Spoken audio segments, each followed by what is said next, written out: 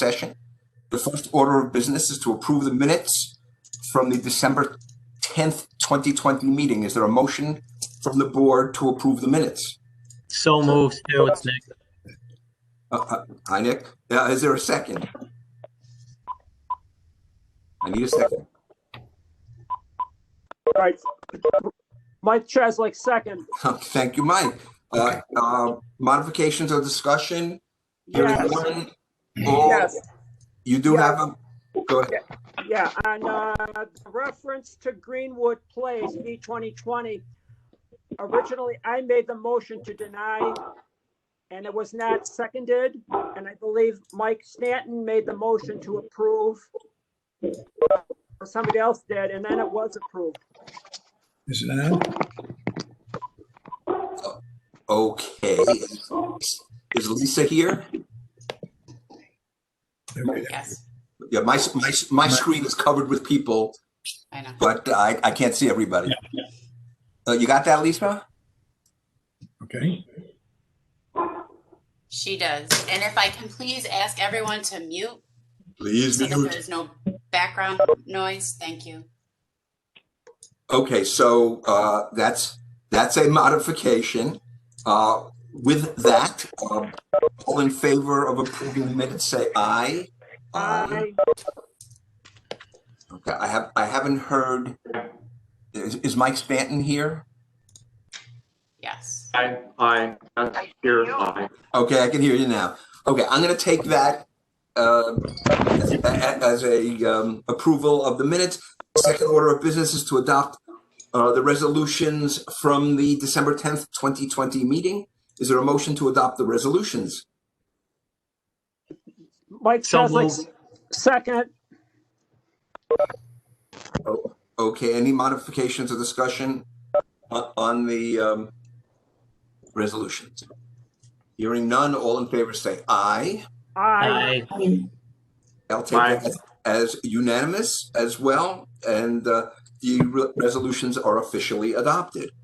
The board will now conduct the public hearings on today's agenda. First, the applicant or the applicant's representative will state the reasons for the requested variance and present any material or documentation which is to be considered regarding the proposal. Next, persons wishing to speak in favor of the proposal will be given the opportunity to address the board. Then persons who wish to speak in opposition will be allowed to address the board. Finally, the applicant Okay. Again, I need everyone to mute if they are not speaking or called upon to speak. Only Stu, the chairperson, can be speaking at this moment. Okay, finally, the applicant or a representative will be given the option to make any closing arguments or comments to the board. Following the public hearings this afternoon, the board may make a decision on each application heard. The board may also decide to hold its decision until the next public hearing. If the hearing is closed, no additional information will be allowed into the record except for the information the board may request. That information will be available for public review at the zoning office in City Hall Commons. Now, before we start, I'm going to reiterate what Heather has said. I will be running this meeting. Please mute yourself. I hear people coming in all the time, so I may have to repeat that. Secondly, we have 2 cases today. On a regular basis, we'll have anywhere from 2 to 6 cases. We have 2 significant cases that are going to have a lot of comment to them. We're going to do the landmark property first and the Grant Avenue second. I'm just going to say Grant Avenue. I can't predict the timing on this, but you'll be waiting a long time. And just to let you know that you can hang in, you can walk away from your computer, whatever you want to do. Okay? Now. Excuse me, sir. You mean Grant Boulevard? Grant Boulevard, what did I say? You said Grant Ave, so I just wanted to apologize. Yes, please. Glad to know the city. Thank you. Thank you very much. Okay. So I would like our staff to announce the first case, but not call the applicant up yet because I have some comments before we start. Okay. Lisa tells me she is frozen, so I will take it from here. Okay, I'm sharing my screen. First public hearing is V 2011. This is a variance to waive the required yards, structural coverage, and density at 910 Madison Street. Proposals to demolish portions of the property in order to facilitate new construction to establish 202 dwelling units with amenity space. The Society of Concord is the owner, and LMP Syracuse Property Owner LLC is the applicant. And the property lies within a residential Class B zoning district. Okay, so before we start this case, I have a couple of comments. For those who don't know me, I'm Stuart Koenig. I'm the chair of the Board of Zoning Appeals. This was mentioned at the last meeting, and I'll reiterate that I'm a congregant of Temple Concord and have been for many years, proudly. I spent time in volunteer leadership at Temple Concord, but no longer serve as a volunteer trustee or in volunteer leadership, as I do not benefit financially, or have I ever benefited financially from Temple Concord. And as I have been advised by legal counsel, I am not required to and will not be recusing myself from this case.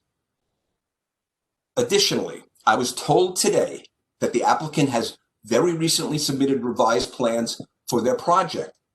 So recently that the board, including myself, have not seen them at all. I could be wrong, but I assume the applicant will be telling us about their new plans momentarily.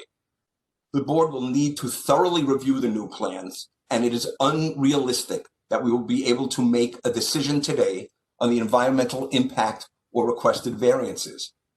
We will, however, go through the case, gather information, and give those who have come to make a statement the opportunity to do so.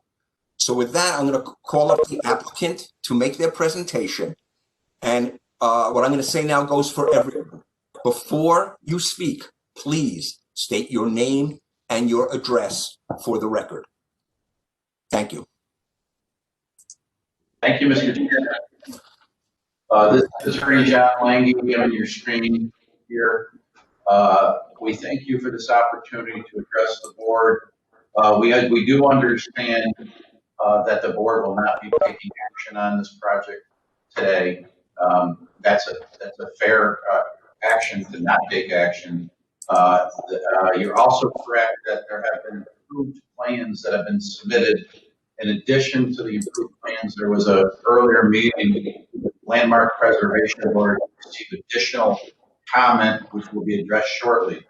To get started, I just want to briefly reiterate that the applicant here is LMP Syracuse Property Owner LLC.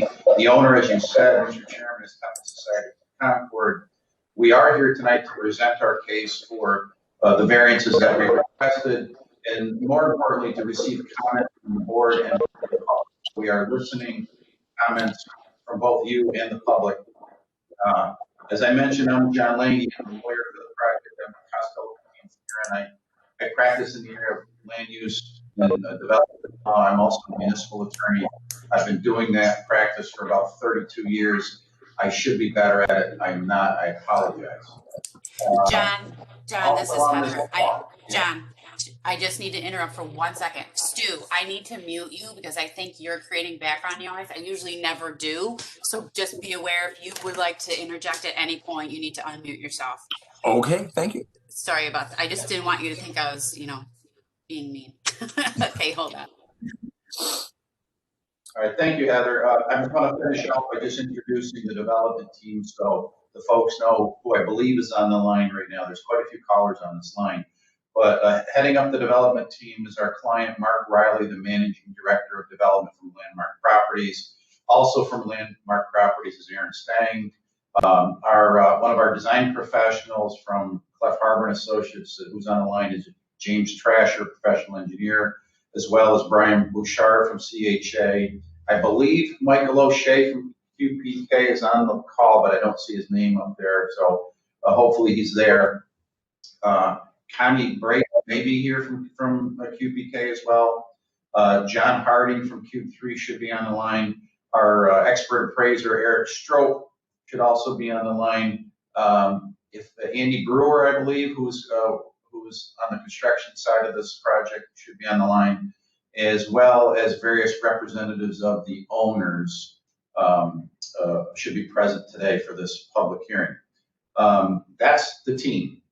At this point, I'm going to ask James Trasher to walk the board through a high-level overview of the project itself, including the site characteristics, the proposal, and at some point, depending on where the board wants to go, I will be pleased to go through the legal criteria addressing that standard that we need to prove for these area variances. James.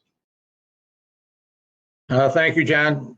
Brian, if you could, Heather, do you want us to share our screen, or do you want to show the application package that we've submitted? Anybody can share. I have set that up, so go right ahead. And this is for any application, even the next one you can share as well. Thank you. Okay. So Chairman, members of the board, I'll give you a brief overview of our proposed project. We started this process with the city over a year ago, and we're happy that we're now finally in front of you. We've done pre-development meetings with the Landmark Preservation Board, staff meetings, pre-development meetings, etc., to bring in a lot of comments throughout the beginning of this process, and we look forward to comments that come from your board and the public today. The proposed project is at the corner of University and Madison. Currently existing there is a Temple of Concord, the sanctuary on the corner, and the associated components of the temple and the school, parking lot on the rear of the site. Our proposal is to construct a 7-story market rate apartment project, preserving the sanctuary. We went through a local historic designation process, landmark preservation, and the Common Council. The sanctuary will remain and be remedied and brought back to life as part of this project. Within the sanctuary area, that would be an amenity space for the overall project. We would have 2 levels of parking. So, Chairman, as you said, we submitted updated information because, as I stated, we've been through an iterative process with the Landmark Preservation Board in terms of height and mass of the building. Our most recent submission, we have trimmed off a floor of the proposed project and sunk the parking to subterranean. So our proposal would be access on Madison to parking levels with the residential units above, center courtyard within the building, some exterior improvements in terms of patios and courtyards off of University Ave. If everyone is aware, University Ave is part of the connective corridor that the city and previous administration and current administration has looked at connecting the university with downtown. So we've tried this project as an example of what that was to be looked at. We are, as stated, requesting several variances: rear yard, side yard, density, and structural coverage. I'll let Mr. Lange go through those in the standard of proof. We've completed a traffic impact study, and that will be it has been submitted to the DPW for their review. Stormwater reports and other utility plans will also be provided to engineering and DPW for their review. QPK, and Mike O'Shea, who is on the line, they have done previous analysis of the Temple project proper in terms of its historic nature, and they will be continuing on in the project with the redevelopment of the sanctuary. Cube 3, who is the overall project architect, is the one working on the massing and the scale. If we're successful with the variances, we'll be going into the certificate of appropriateness process with the Landmark Preservation Board. So, general overview, we're trying to fit this into the site as best as possible. One thing that we would like just to highlight in this is, Brian, go back to the site plan quickly. The side yard where we have the southern leg of our proposed project, there used to be an apartment house there, which was demolished by the Temple once they acquired it. There's an adjacent apartment house on the property to the south. Our alignment off of University Ave is consistent with the structures located along University, so that's how we came with our placement of that building. But our request for rear yard, side yard density, I'll go rear yard, we're requesting a variance down to 10 feet. Side yard, because University is classified as our front yard, we would be requesting a 0 foot setback along there. We're bringing the building up to the right of way. The density, we are requesting a density of 455 square feet of land per unit, where the zoning requires 1,000 square feet, and the structural coverage of 72%, where 40% is allowed. I just want to note that if in the ordinance, you can have 40% for a structure and 40% for a parking lot, which takes you up to 80%. So actually our coverage in that scenario is less. So we look forward to comments, and then once we hear at future meetings, we'll take those comments, respond, and give the board ample information to complete seeker and ultimately the variance review process. So we thank you for your time today, and John, if you want to go through the standards of proof. Thank you, James. Before we do that, I just want to touch on the fact that this has been an iterative process with the city. The comments have been heard and adjustments have been made, which is why the plans are better, much better now than they had been before. A few of those changes, just so the board is aware of it, because I know this particular board hasn't been able to follow this as closely. So there's been this overall reduction in the number of floors. James mentioned 7. So one of the requests for the city was to reduce the height of the structures, and that's been done. It's been reduced by 15 feet, so it's gone from 8 stories to 7. This allowed some adjustments in the parking itself to be placed below grade, which also reduced the amount of garage screening. We were also requested and did step back that part of that 7th floor on a portion of the building. The number of units that you heard, 199, is actually a reduction as that was requested. So the applicant had honored that request and brought that unit number down to 199. That also had a positive impact on the project to bring down their parking. That is also at 199, is definitely within your compliance schedule. James may have also mentioned in the past that the rear yard variance request has been reduced itself from the prior initial idea of what that variance would be. The density itself has been reduced at the request of Landmark Preservation Board and various agencies of the city. Numerous architectural elements have been added to the project facade to improve its aesthetics. The project design has been improved to incorporate certain architectural features to give it a much more integrated feel for the neighborhood. That's relatively new. There's been glass, additional glass has been added to provide some transparency from the street line. The southern building leg is now roughly aligning with the southern neighbor, and it provides an improvement because of this. But the main thing that we want to talk about right now is the legal standard for the granting of the variance.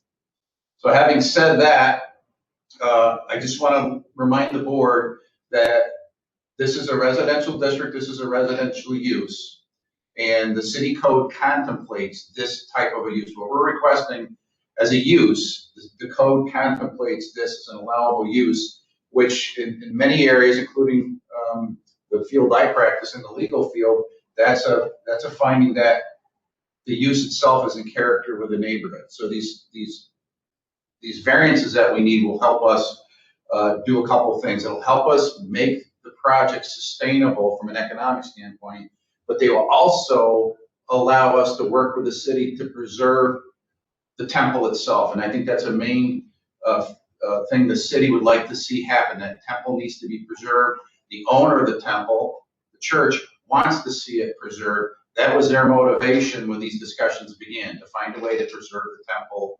My client, who would develop the project, has found ways to preserve the temple, which in turn will preserve the character of the neighborhood.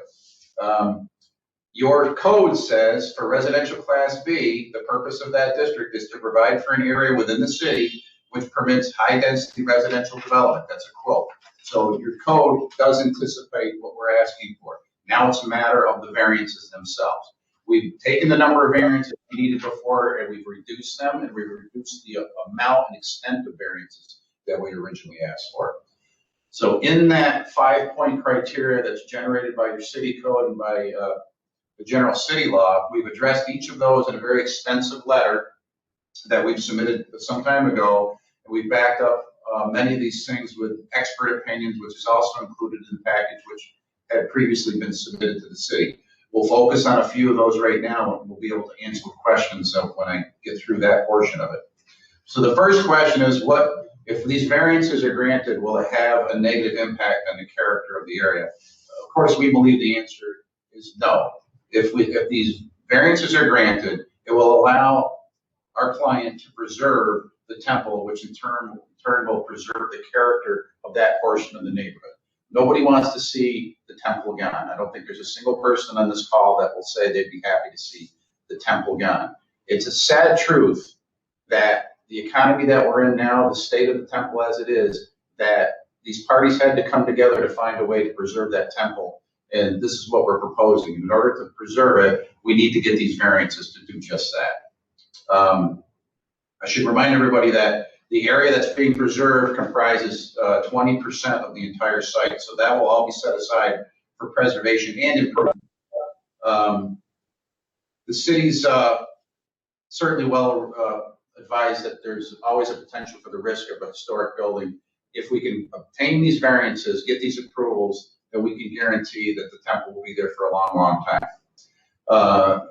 We say that just not conclusory, but we say it through our experts' opinions, and there's a full expert report from appraiser Eric Strope in your packet. And Eric has provided his opinion, and I'll just quote this one thing, because he really summarizes it quite well. I believe it's on page 8 of his report. His opinion is that the neighborhood is essentially mixed-use commercial, multifamily residential, and institutional in nature. The intended proposed student housing project does not alter the essential character of the neighborhood, which has been permitted by the adjoining zoning designations. Its neighborhood comprises of a mixed-use neighborhood with multifamily housing to the east, Madison Court condominiums to the north, Scholar Hotel Syracuse and Hill Medical Center to the northeast, McCarthy Manor Apartments, which is an 8-story apartment building, and Schuyler Commons student housing to the west. And of course, the Syracuse University parking lot is directly to the south. Eric continues, he says, therefore, the subject's proposed student housing project with the amenity space conforms to the neighborhood. So our expert has given his opinion that with these variances, this project will not alter the essential character of the neighborhood. It will not be detrimental to it, but in fact, it will enhance the neighborhood, allowing the sanctuary to continue to exist. Beyond that opinion, we've also included in our packet examples of similar uses and similar styles of buildings, which this board, the city, has approved, has actually given variances to, and the ones that we referenced in our report and in our legal letter is the Marshall on South House, only half a mile away, Theory Syracuse on East Genesee Street, which is closer than that, U Point Syracuse on University, which is very close, and then 505 on Walnut, which is 0.2 miles away. We're aware that there has been a submission from a competing property owner. It appears that the largest amount of opposition we're receiving, not surprisingly, is from a property owner that is in the same business our client is in and really does not want to see any competition in the area. And we're aware that what they've submitted, they've attempted to say that some of these other examples are in different zoning districts. However, these are all within a very close area to the city, and the standards that we have to meet are virtually identical. So there's really no difference there. It's not apples to oranges. And they completely look past the idea that this important historic landmark needs to be preserved. That's the first standard. That's what we've addressed. And the second standard, what we'll address now, is that it's our belief that the benefit that we're seeking cannot be achieved by another method that is feasible. And as we've shown in our report and in our legal letter, because our focus as a partner with the city on this is to preserve the temple, that the design that we're proposing requires that we get these variances to achieve not only a practical but a sustainable success. The design for the project is driven by these two goals: preservation and economic sustainability. Our experts do address this in the reports that we've submitted. A lot of effort has gone into the design, and that effort was evidenced earlier today with our meeting with the Landmark Preservation Board. I'm not certain if the BZA's received those comments. We know that comments have been directed to be issued, but these were positive comments. We accepted them quite well. We were pleased with the comments. That board, which is a very important board for this project, has indicated that this project is moving significantly in the proper direction, and that we've listened to their concerns, and that we've implemented many different changes to address those concerns. So we came out of that meeting quite pleased with the words that we heard from the Landmark Preservation Board. The third criteria, legal criteria, is that the requested area variances are not substantial. Anybody can give their opinion that these variances are substantial. We don't believe that they are. This is not a straight mathematical formula. It has to be looked at in the totality of the circumstances as to what is substantial and what is not. You'll see from what we've submitted that with regard to the various variances that we've asked for, this board itself has granted similar variances in the past. So in that sense, those have been determined not to be substantial. And that it's important that we obtain the consistency of preserving that building. And if giving these variances will do that, that's something that the board should factor in.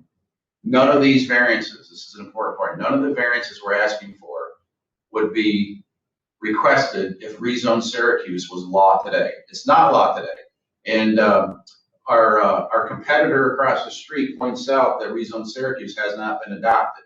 However, it doesn't change the fact that Rezone Syracuse is the initiative that the city of Syracuse has pursued for some time, and that when this property comes under the Rezone Syracuse modifications, we wouldn't need any of these variances. We've been in a pandemic state. Soon it'll be a year. We don't know when Rezone Syracuse is going to be formally adopted. There's no reason that the board can't recognize what the underlying principles of that document are stating about the future of Syracuse development. This project is not offensive to Rezone Syracuse. It's compliant with Rezone Syracuse. So I don't think there's any fear there.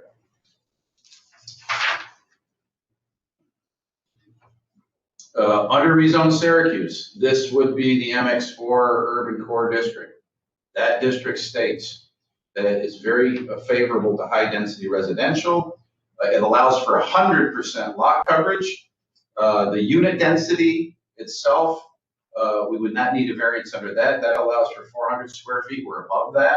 And there would be no minimum setbacks. So we do have setbacks on our project on different sides, but we would not need any variances if Rezone Syracuse was the law right now. And I'm sure our detractors will say, well, it's not the law now. That's the problem is right now that Temple Concord is under a threat of declining further, and we're here to ask for these variances now, and we have a project owner that can preserve this project. Now, if they go away, we don't know what's going to happen to the temple. But right now we have someone that's willing to make investment in the city of Syracuse at a time when nobody's making investment anywhere else. I work for a lot of different municipalities, and I can tell you by the agendas I have for planning and zoning boards, there's nothing on them anymore except for smaller projects. There's no projects of any real import anymore sent from New York, unless they were already in the hopper from before, and some of those are pulling out. So we have a project owner and an owner of the property that's willing to invest in the city And that's what we're attempting to do. But to do that, we have to have these minor variances that we're asking for. The fourth leg of the standard deals with the environmental impacts. And it's understood, I'm not going to belabor this and spend 20 minutes talking about the environmental impacts. We recognize that the BZA has to undertake an environmental review of the project. And as James Trasher noted, there are a number of various professional reports that have already been submitted, and you'll have the opportunity to look and review those, and that would be fine. The last leg for the standard is whether this is a self-created hardship. Oftentimes, a request for a variance is a self-created hardship. First, as the board knows, the self-created hardship portion of the standard is not end all and be all, it's simply a factor. However, in this case, we have unique circumstances, which is the size of our site is not tremendously large. However, we also have the factor that the temple itself is a driving force in this, and that existed before any of this ever happened. So that is not self-created hardship. The fact that the temple exists and it needs to be preserved is not self-created hardship. So these variances, in that sense, are not self-created. Those are your 5 points of your legal standard. We believe we've addressed those. We're prepared to address those further at this meeting and any future meetings. We understand that you won't vote. We understand that it makes sense to keep the public hearing open. We welcome that and encourage that. But more importantly, we welcome and encourage comments from the board and comments from the public on the project so we can continue to listen to what folks have to say in the city of Syracuse. Thank you. Thank you, Mr. Lange. That wraps up your presentation, correct? Just Okay. questions for any Okay. So from the board, who has questions from the board?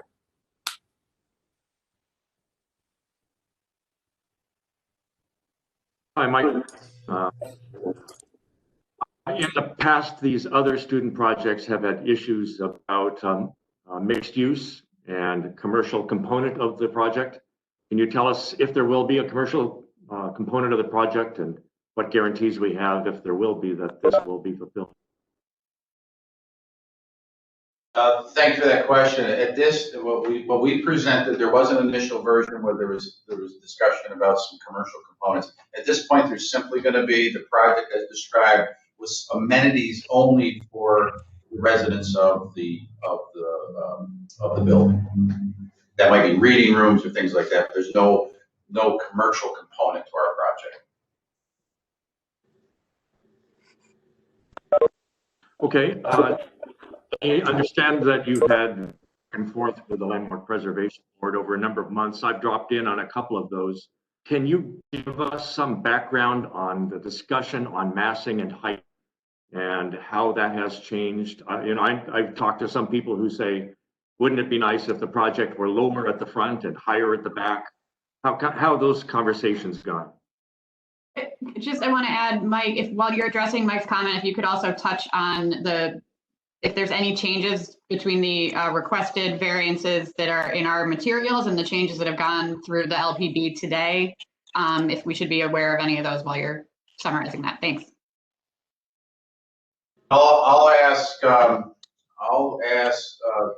folks from our development team that are in a better position to talk about that. Yeah, so I can talk about how things have gone. Mark can speak up as well. Please state your name and address. Yes, I apologize. Aaron Stang, and I am living in Athens, Georgia. So, just to talk a little bit about kind of the preservation board and how that process has gone. We originally presented this project to the preservation board where we were maintaining 2 of the facades of the sanctuary while demolishing the interior of that structure as well as all other buildings on the property.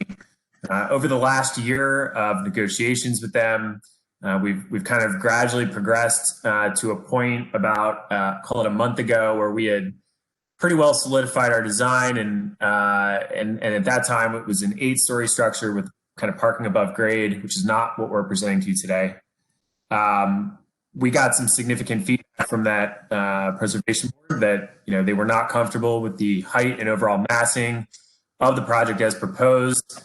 And we did not believe that that version of our design was going to find success moving forward. And so, call it 7 to 10 days or so, we've taken kind of a last strong effort on our part to come up with something we thought might be better received. And we actually had that meeting this morning with the preservation board. That was at 8:30. And I think, in general, it was they recognized a substantial improvement to meeting their goals. And I think the consensus by the board was that while maybe not everything had been addressed, they felt very good about the direction we were going and the changes that we had made. And so I think, I think our take, and Mark, please speak up if you have anything you'd like to add. But I think we feel very good about where we're at with the preservation board right now. So none of the variances are going away. No, but The variances are not.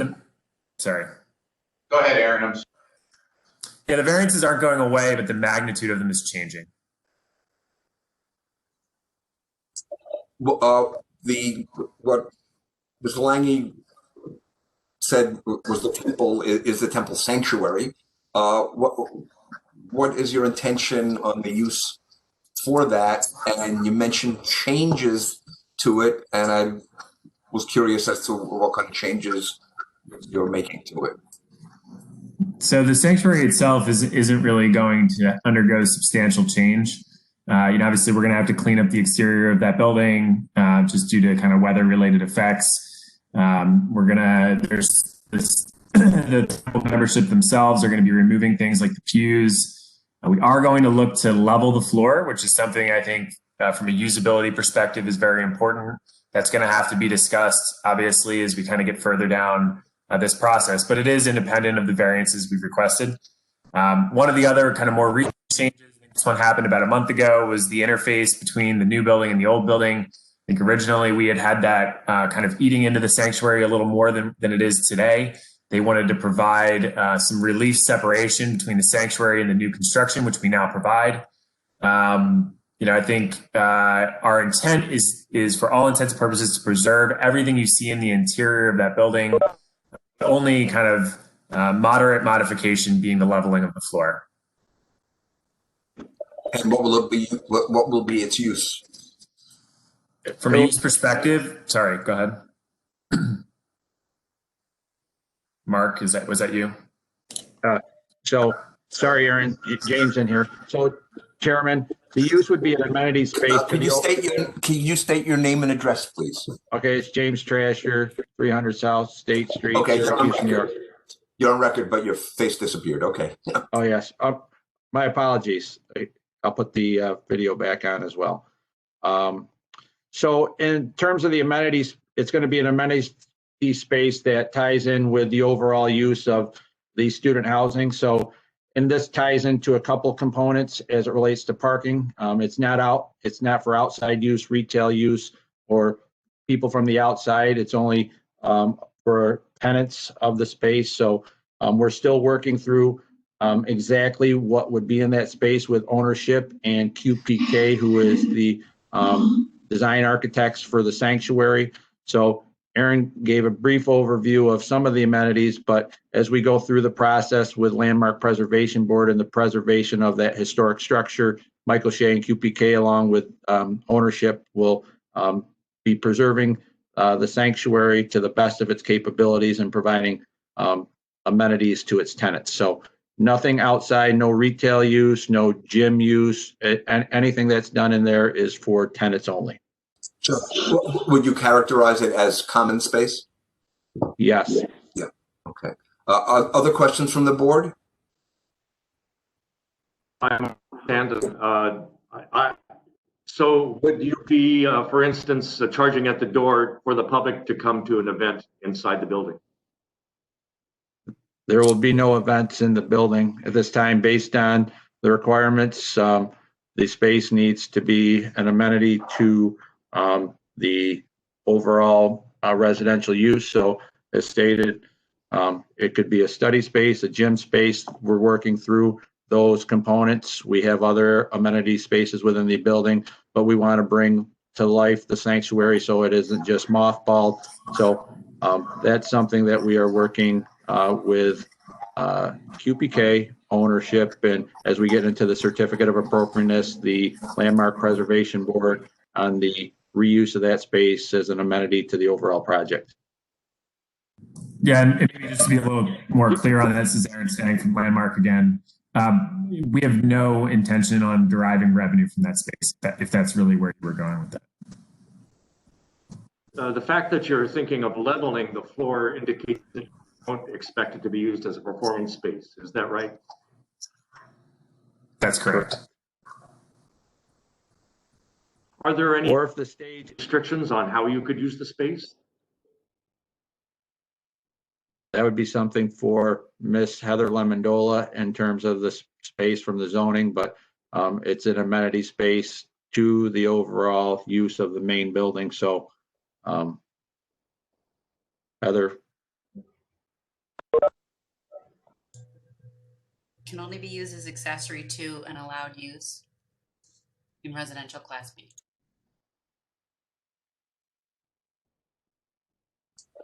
Other questions? I can't see everybody. Mike Cheslick, Nick, Karen. No questions from me, Stu. Thank you. Want to make sure we're covered. I'm Mike Stanton. I understand there's a basement to the sanctuary building to be used. Our intent for that is mostly for storage. I think, I'm not sure if you've been into the basement, but wouldn't exactly call it finished condition. So yes, I think storage for kind of what's going on above it as well as the rest of the property. Karen, did you want to say something? I heard your voice. Yes. I wanted to ask, earlier when the movements were up, there was talk about lowering the gradient, moving it out towards the street level. How will that affect the integrity of the sidewalk?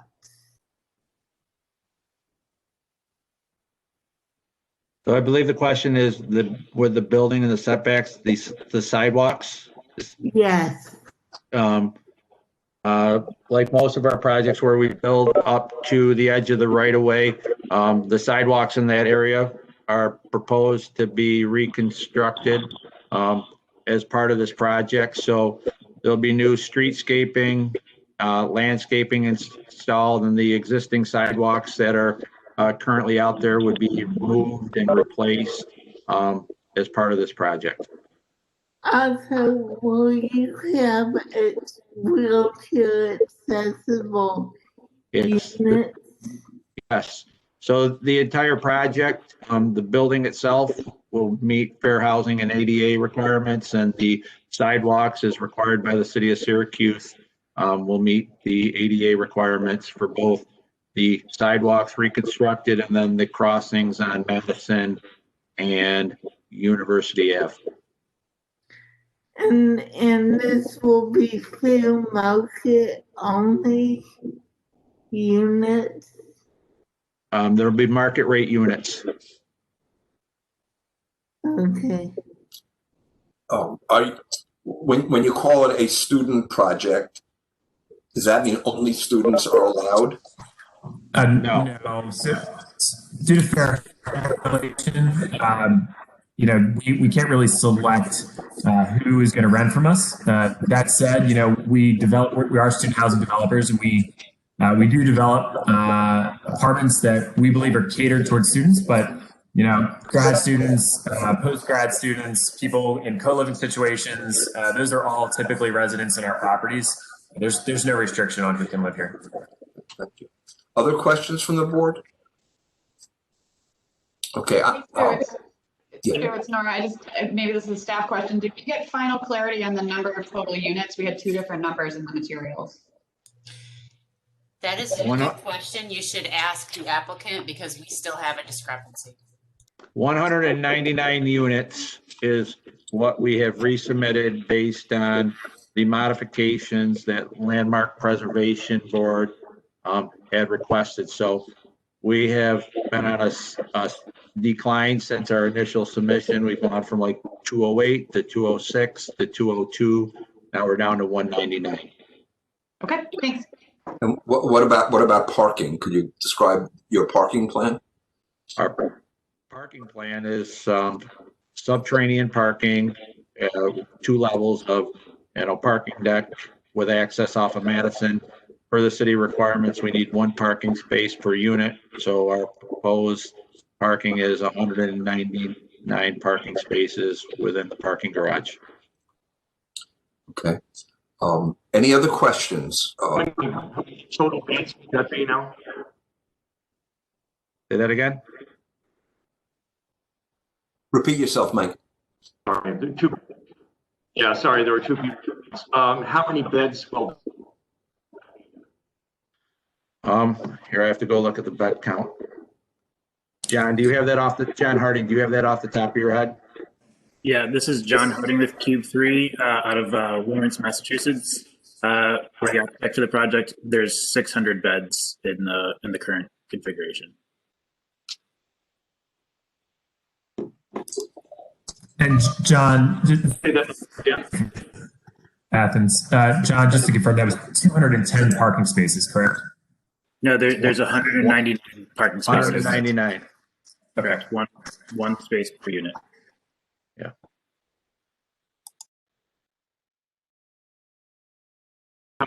Mike Cheslick. How many Will beds? these, Yes, Mike Cheslick.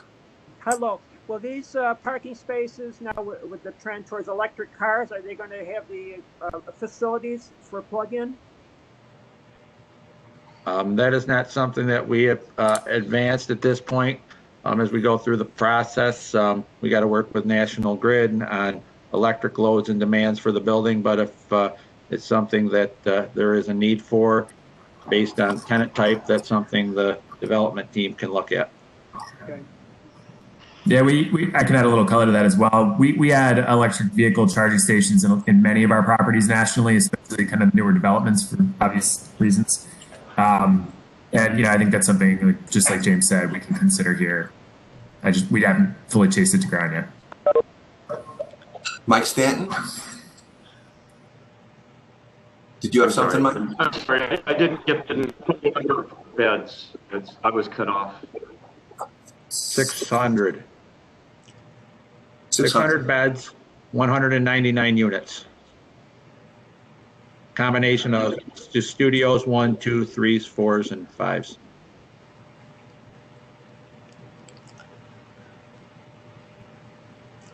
Follow-up question, Mike? Anything? May the public ask questions? No, you'll get your chance. Thank you. Okay.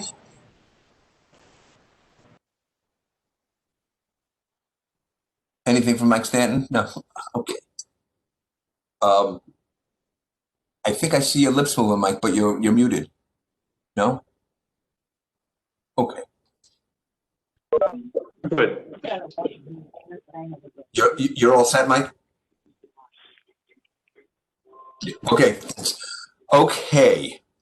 Of course, we're going to have more information to review, and we will probably have more questions, I imagine. So here's the next phase in our afternoon. This is a public hearing, and everyone has the right to speak. And the way we work it is, first I'm going to ask those who want to speak in favor of the application to speak. When that's finished, I will ask people who have come to speak against the application to speak. It's my responsibility to run an efficient meeting, and this is what I ask of you. Please keep your comments brief. Some that will ask to speak have submitted long documents already. So let me explain that if you've submitted something in writing, it is part of the record. So it isn't more of, it doesn't have more impact as far, if you speak it, but you do have the right to speak. But if you've given a long presentation, I would like you to please summarize it and make it brief. When I say make it brief, I'm hoping, for a couple of minutes, something like that.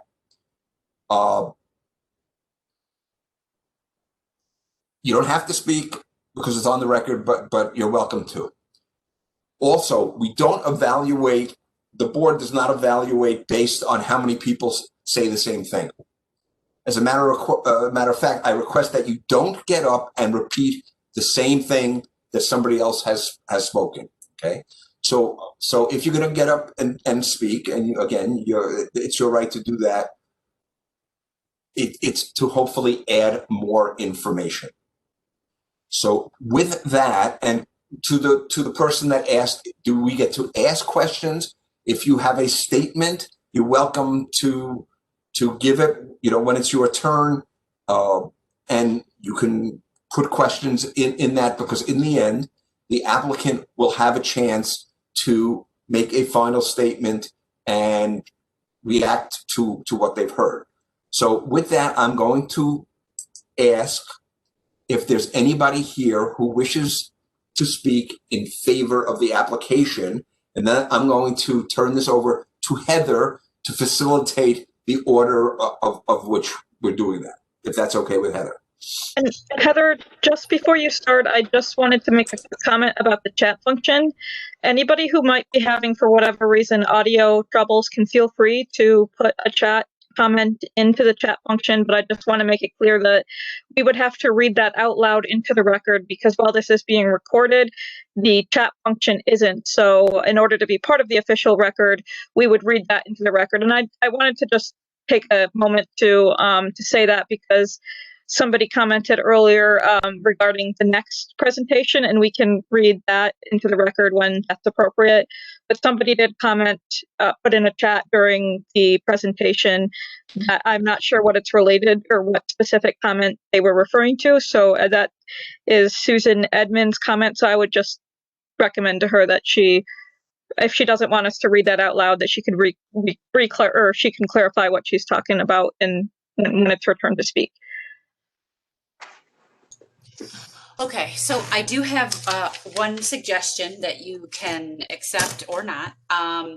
In the past couple of hearings, when we've had a voluminous number of participants, in which we do today, the board has decided to go down the list in alphabetical order, and they state whether or not they are in favor or against, so that we don't go through it again. If you don't want to do that, Stu, that's totally fine. I just wanted to give you that option. One other idea might be for people who want to speak in favor to put it in the chat box, and you can call on them in the order that they come in. That could save time in terms of. We will have to go through the phone calls as well. Yeah. So why don't I just do as you first stated, Stu? I'll go through the whole list, and if you are in favor, we will hear you, and then I'll go through the list again, and if you are against, we will hear you. Okay, you nodded your head, so that's what I'm going to do. All right, here we go. So, and I'm not going to take the members of, as Catherine always has said, I'm not taking the members of the development team, as they are part of the proposal. So we will go with Sally Cutler. And you do have to unmute yourself, as I cannot. So Sally, you are up. You're first on the list. Thank you. Thank you, Mr. Chairman. Thank you for leading this meeting, and thank you to the Board of Zoning Appeals. I am speaking on behalf of, I'm Sally Cutler. I live in Cato, New York.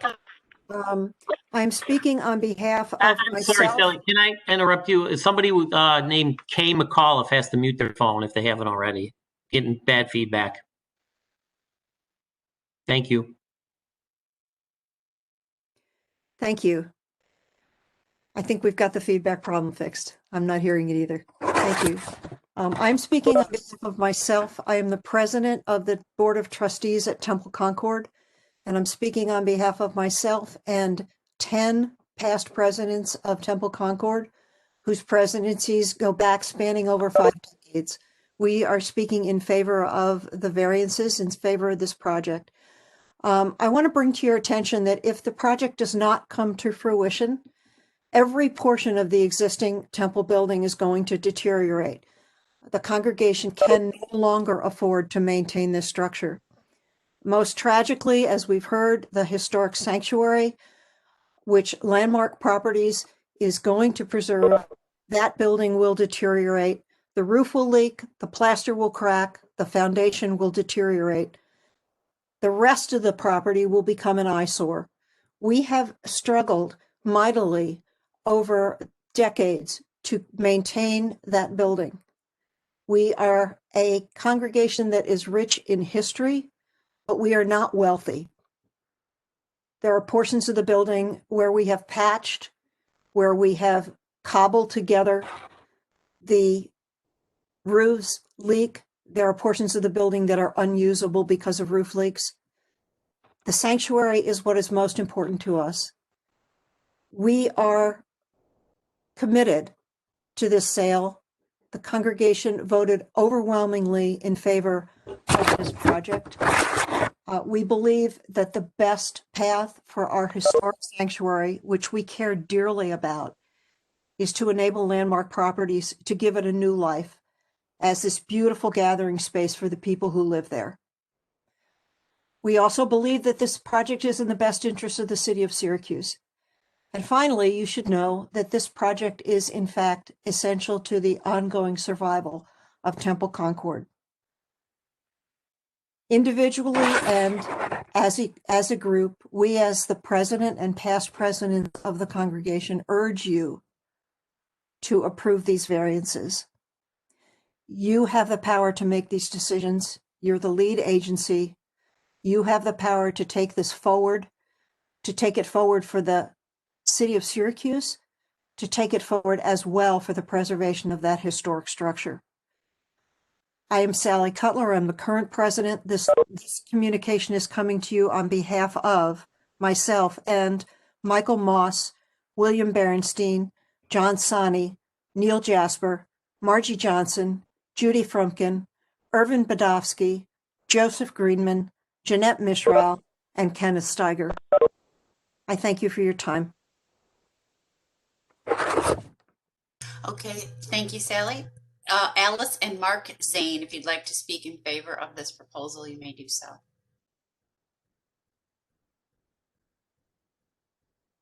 No, we'd be speaking against the proposal.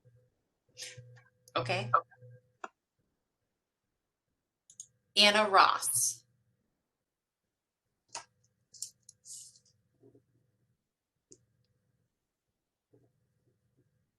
Anna, if you'd like to speak in favor of the proposal. Oh, sorry, you are on mute. She wanted to be on. I'm actually I'm tuned in for the Grant Boulevard. Right. Yeah, Heather, I think it might be helpful if people want to speak, they put their name in the chat group and then do those, and then we can look for others. I apologize for the inconvenience. No, it's not at all. It's just the nature of this and how it's set up. We want to give everyone the opportunity to speak. And if I just go down the list, if you have nothing to say, just say no comment, and we'll go through it again. Thank you. Okay. Bob Frank. I'm here to speak against. Okay. Brett Ware.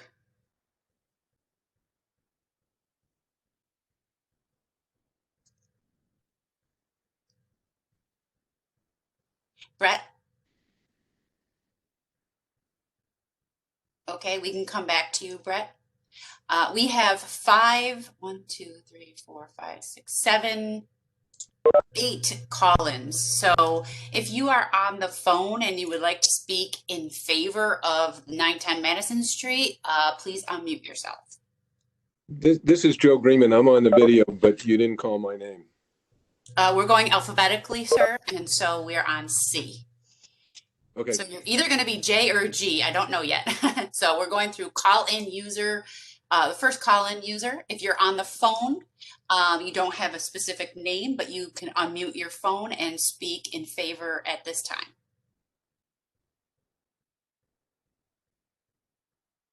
Okay, no one is unmuting themselves on the phone. We'll go to Sherry Lass. Comment. Thank you. Sydney Johnson.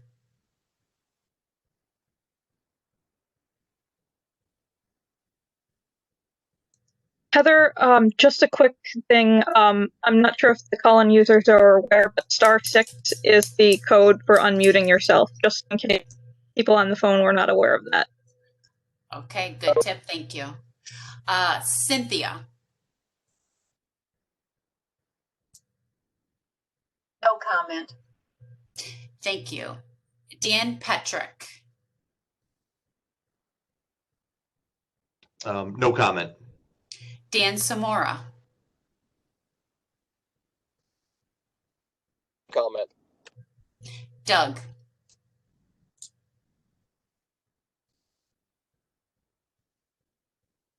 Here to comment against. Thank you. E. Robinson. No comment. Erickson Strap.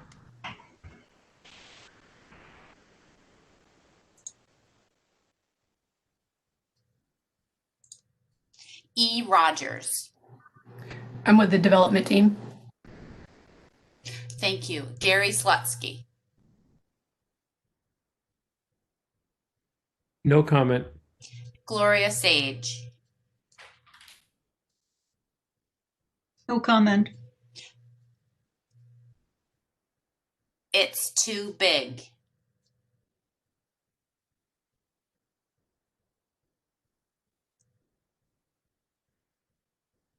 Jeanette Meischel.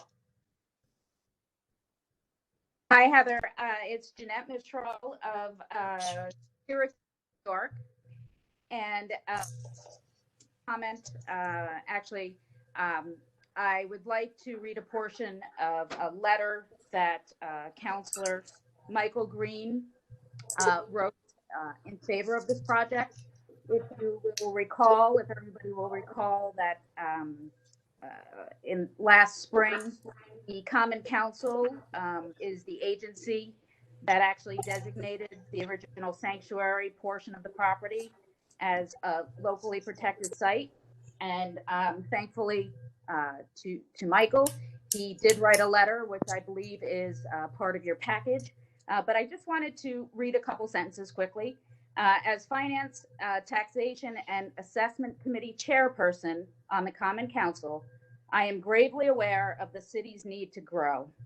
Currently, we've had to make a difficult decision to furlough our employees due to the city's lack of revenue. It is clear to me the financial sustainability of our city for subsequent decades rests on our ability to attract new development projects in our city, such as this. Therefore, I'm writing to express my full support for this project. And so I want to just end that by letting everybody on this call know that, landmark development by putting up this residential housing will contribute a significant amount of money back to the taxation revenue. Currently, Temple Concord pays nothing. And so I just wanted to make sure that that was brought up as a public point. So thank you, Chairman and Heather. Thank you, Jeanette. Next up is Jennifer Schultz.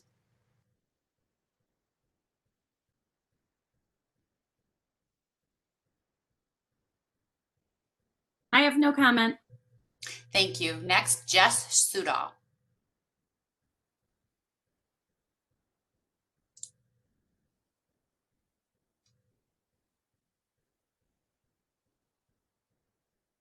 Okay. JF. No comment. Thank you. Joe Carney. No comment. Joe Nicoletti.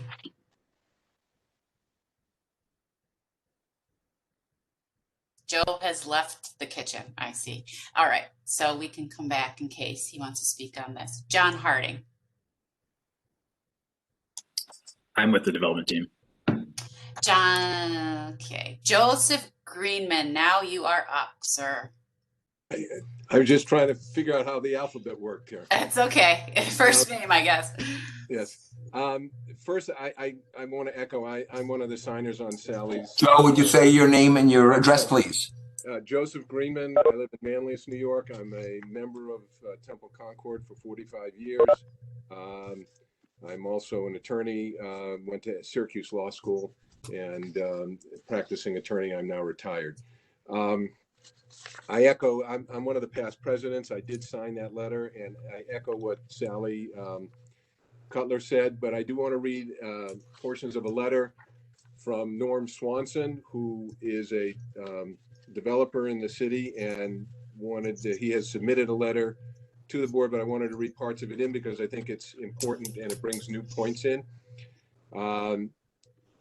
He writes, since 1977, I have championed the future of Syracuse through forward-looking development with successful projects, including the Hotel Schuyler, the Parkview, and Genesee Grand. This letter is in support of Landmark Properties' variance request for the proposed project at 910 Madison Street. I know firsthand that older properties can be revitalized, and I recognize a high-quality project when I see one. This is a high-quality project. It will be an important addition to the growing vitality of this neighborhood. Significantly for the city, it also puts property on the city tax rolls at a time when crises have strained city resources. It also thoughtfully saves a historic structure, repurposing it in a respectful and imaginative way. The properties that surround 910 Madison comprise older housing stock. At one time, these properties served the neighborhood. Now they are out of sync with its developing vitality and the forward-looking spirit. The future of Syracuse hinges on looking ahead, not back. I encourage you to approve the zoning variances requested by Landmark Properties. And again, that letter is in your package, but I think it was important, and I echo his feelings as well as those by Sally Cutler. And thank you for allowing me to speak.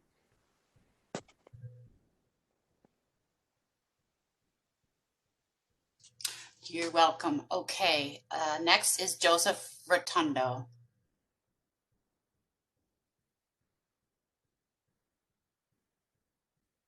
Okay. I'm going back to Joe Nicoletti. You stepped away from your kitchen when we called on you. If you have anything to say about this proposal, this is for in favor of 910 Madison, if you'd like to speak.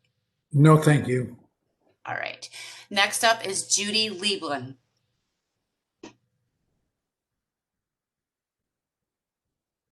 Oh, Judy, you're on mute. Space. You can press the space bar.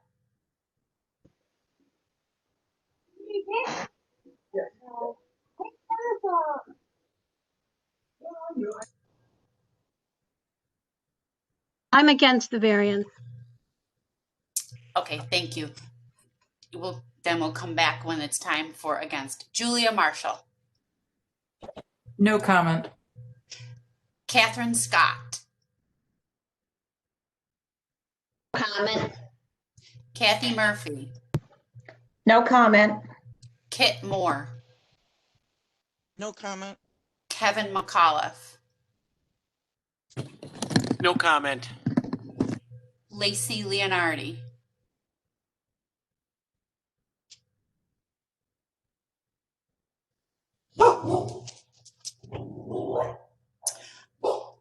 Louis Ross. No comment at this point. Mary Phonak. Mary Phonak.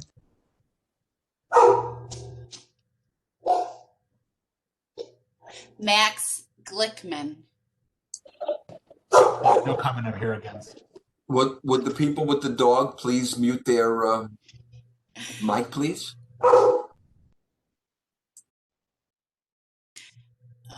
Stu, it's me. Sorry. Michael Fixer.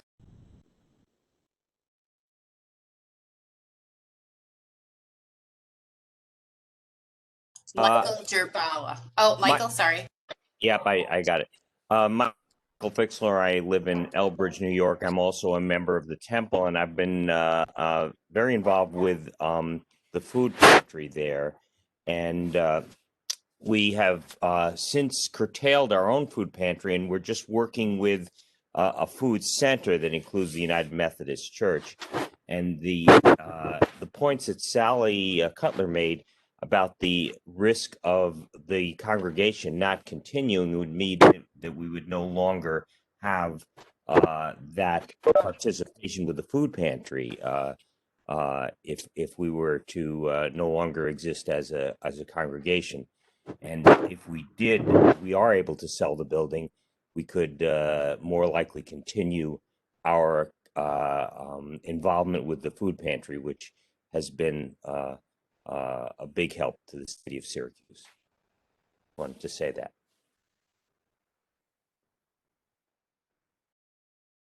Thank you. Michael Gerbala.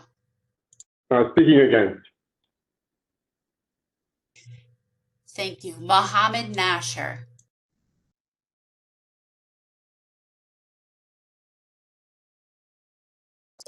No comment.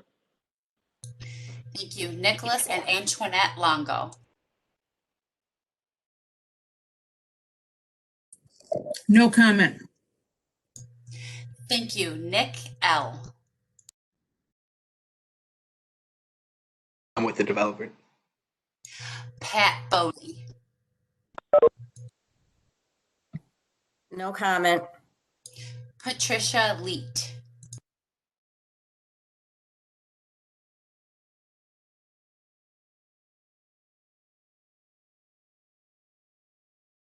Patrick Minot.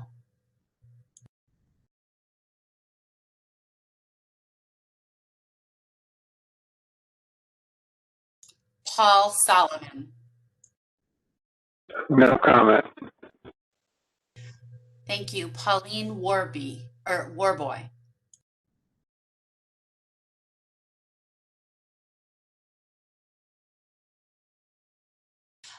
Person logged in as RD.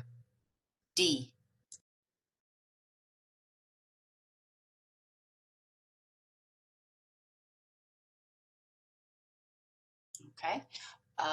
Rabbi. Hi, my name is Rabbi Daniel Fellman. I'm the rabbi at Temple Concord. I live in Jamesville, New York. I would like to comment. First of all, to the members of the Zoning Board of Appeals, thank you. I know that your work is often not acknowledged by the rest of society. And I know, having some experience with all of this, that what you guys are attempting to do is build order out of chaos and figuring out how the city can function best. And I'm very appreciative of what you do. In that sense, what you do is similar to what the Temple has done. The Temple, and for that matter, all organized religion, functions to make order out of chaos. And as we've all watched just in the last day, we desperately need that. That Temple building has stood on the corner of Madison and University for 110 years as a beacon of order, as a beacon of hope. Demographics have changed in our community, and the Temple the congregation no longer has the ability to maintain that structure. But we were very fortunate to find in Landmark Properties a developer who is now willing to maintain that sanctuary. And so while the school part of the building and the rest will be removed and housing will come in, that which is most noted for bringing order to society is the sanctuary, and that will remain. Over the course of the time that the Temple has stood, neighboring buildings have been built, so questions of density have been addressed by the Temple throughout the decades, and we have always been a welcoming neighbor. And I would hope and trust that our neighbors now would be reciprocal in that regard, and rather than looking out for their own personal wallet, would look out at the betterment of society and say, this is for the good of the community. The building and that which is a beacon of hope will remain. The sanctity of that space, and we watched in Technicolor yesterday how sanctity of space can be violated. The sanctity of that space will be maintained. And I can't emphasize enough how important that is. That structure has stood as a beacon for 100 years, and it will continue to do that. And so my hope is that as you try to make order out of this chaos as a zoning board, that you will see that what the developer is doing here is helping society. It's helping our community by keeping that beacon alive and present, and allowing the reimagination of the rest of the space, just as the entire neighborhood has done through the decades that the temple stood. And the temple was willing to welcome new neighbors and new understandings of neighbors. When the temple building was originally built, it was almost all single family homes. Almost all of them have now been converted to multiple use. And the temple welcomed that. And I would hope that our neighbors will now find a way to be just as welcoming as we have always been. And we'll see the importance and the power of bringing everybody together and keeping a place of hope in perpetuity for our community. So thank you for your work, and thank you for considering this proposal.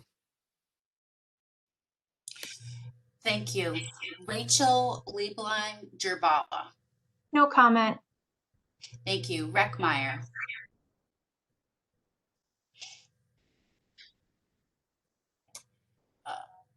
Rudy Zona.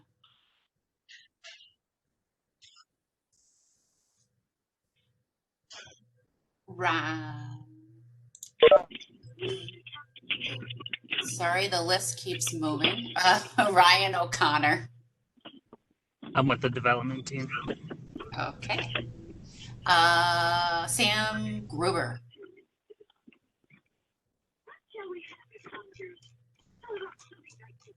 Sam.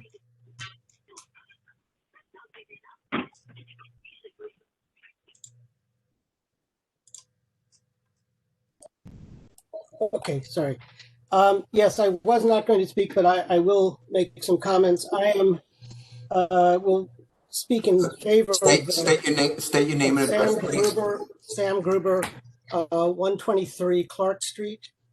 I've been a congregant at Temple Concord for about 25 years. I live close enough to walk to the temple. I know Madison Street very, very well. I'm also former president of the Preservation Association of Central New York, and I make my living trying to save historic properties, particularly religious properties. I was against this proposal, this project, when it was first announced a year ago. I'm willing to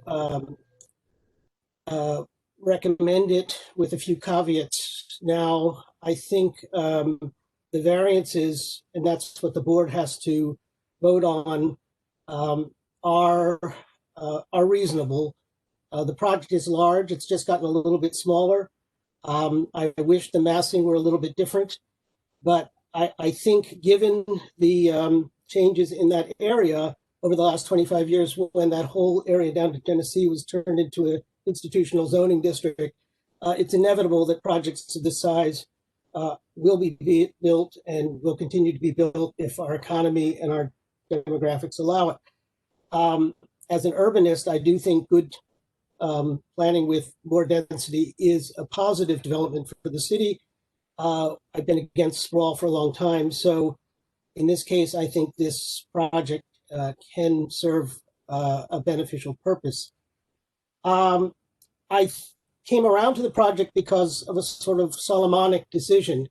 Once it was determined that the sanctuary could be saved, I was willing to accept that and also accept the development of the property to save the congregation and allow the funds from the sale to ensure that Temple Concord, which has existed in our community for 180 years, can continue and sustain itself, albeit in a smaller way, but financially reasonably stable for another generation or two at least. I hope the congregation stays in the city, and I'll work with the congregation as hard as I can to make that happen. I do have concerns following what Mike Stanton discussed about the future use of the temple sanctuary building itself. And I hope that going forward, the BZA and the Landmarks Preservation Commission and the developer can discuss alternative uses, or at least alternative scenarios, which will allow some public access to the temple building. I've studied the architect a lot. I know that architecture. I was the one who wrote the National Register nomination that designated the building back in 2008. I don't think something like leveling the floor is a disastrous change. And the developer has promised to keep most of the other interior features intact. But if the public can't have access to this space, a lot of that is moot. It's irrelevant. We've saved a building, but we can't use it. So I urge the city officials and the developers to work in a way that can serve the residents of the new project, but also continue to make the building something of a beacon that Rabbi Feldman mentioned. It's not going to be a beacon if the doors are shut. It'll only be the shell of something from the past, and not for the future. So I don't see it as a regular functioning performance hall, but if there's some way that occasional events, maybe for Holocaust Remembrance Day, or maybe for esteemed lecturers, or for some concerts from Symphoria, as has been done in the past, or even for reunions of Temple Concord members, that they would be allowed or have access to that building without violating laws and zoning ordinances. I think that's something to aspire to. So it's a challenge. Sorry I've spoken so long. And I will hope that the record stays open because of the new documents that have been presented, and I'll present some new written testimony. Thank you. Thank you, Sam. Sandra Barrett is next.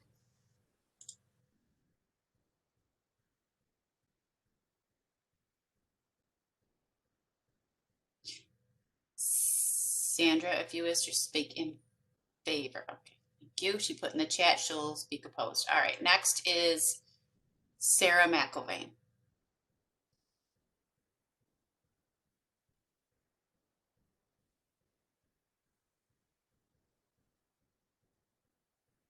Okay, Sophia. I'm here only to comment on the Grant Boulevard property. Thank you, Sophia. Susan Edmonds. I plan to speak later. Thank you, Susan. Sylvia.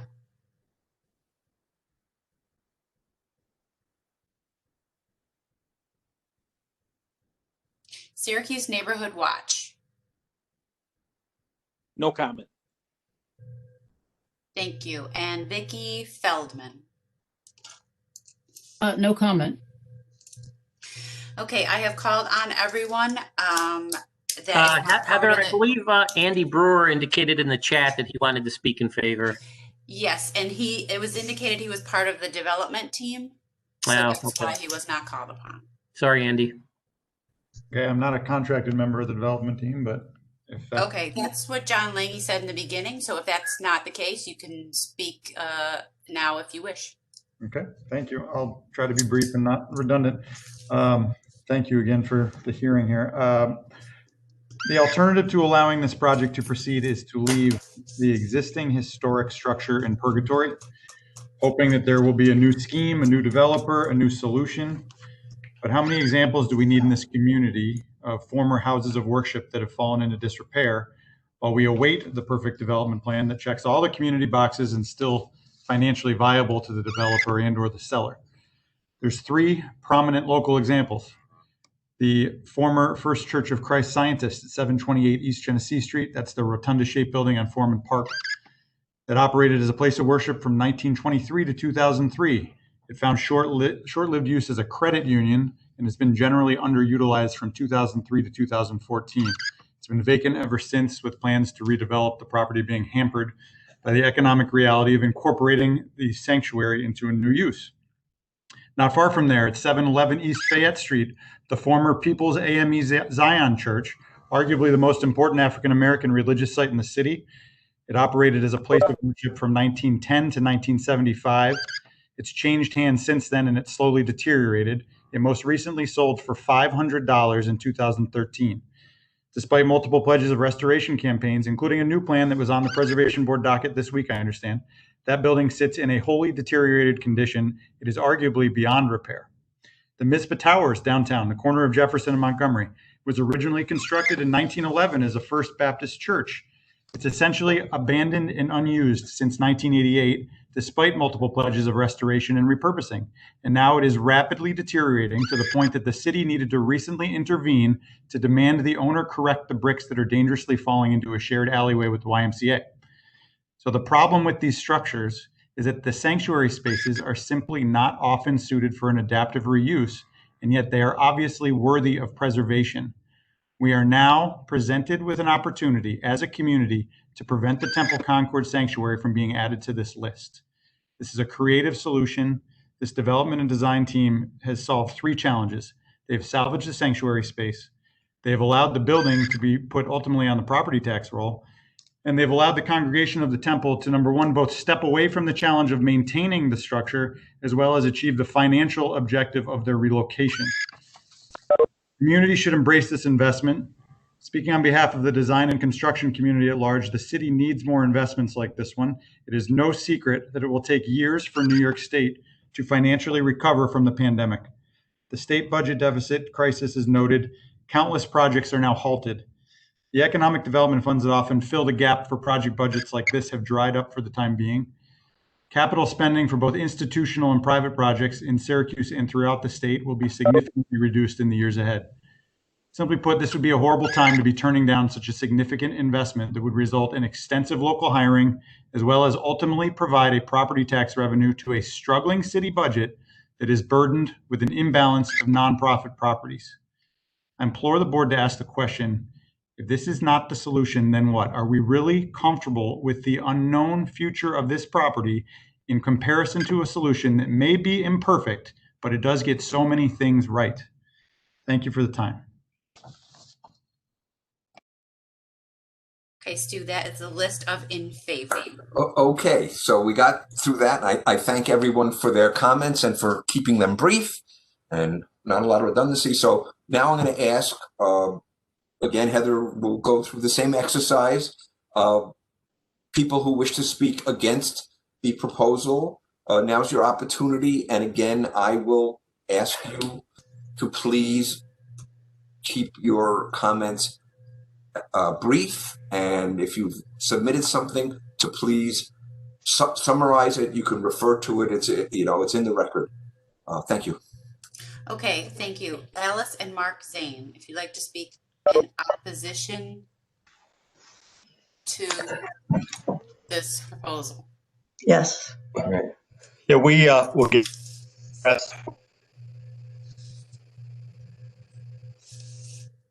right here in Syracuse, right across the street from the proposed construction project. So it probably comes as no surprise that we are opposed to it. The idea of 600 beds, which will be college students across the street. I've lived in this building for 17 years. I am familiar with living among college students, but 600 is huge. So far, all the arguments I've heard in favor of it seem to be about economics. And I'm not hearing a lot about people, specifically people who live in the neighborhood. Heard some people argue who gave their address. One lived in Elbridge, one lived in Manlius, one person lived in Jamesville. That's not in the neighborhood. And we're right across the street from it. We have an 8-year-old daughter. The apartment building next to us also has young children. They wait for the bus right there across the street from this building. This project will have a big impact on kids. Not only that, as you can guess, they do worry. Most of you are familiar. Syracuse University gets voted one of the top 10 party schools pretty much every year. So as you can guess, there's a fair amount of noise and sometimes some chaos in the neighborhood, but it's fairly manageable. You add 600 more beds to that, it becomes more problematic. So I wish we'd talk more about people here and not so much about economics. I am sorry about the financial issues the temple is going through. For that. For 17 years. All of this week. I'm hearing a lot of noise. I always loved having the temple as a neighborhood, and I love the idea of the sanctuary being maintained. I just can't believe it requires a 600-bed apartment building for college students in order to maintain it. And I'm not sure if my wife has more. And we also enjoy the neighborhood. We take our daughter out to ride her bike, to ride her scooter, to roller skate. And if there's, new drivers, which college students, many of them are not, they're fairly new drivers in the neighborhood. If the two story parking lot spills out onto Madison Street, which is a narrow street, tree lined. What happens to there's traffic. We've experienced it with 505 Walnut around the corner. There's a bus always there waiting to pick up students to bring them up the hill. There's Uber drivers. There's food delivery trucks. And also there's an apartment building that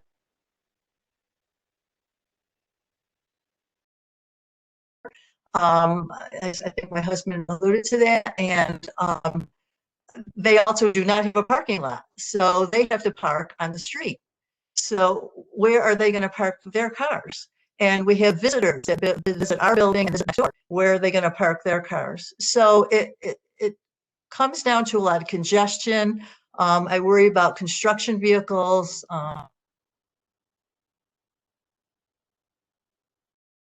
Things being demolished, what's in the air. There's all kinds of stuff that is a list of concerns, but our biggest one is people and the integrity of our neighborhood. Thank you. Thank you. Next is Anna Ross.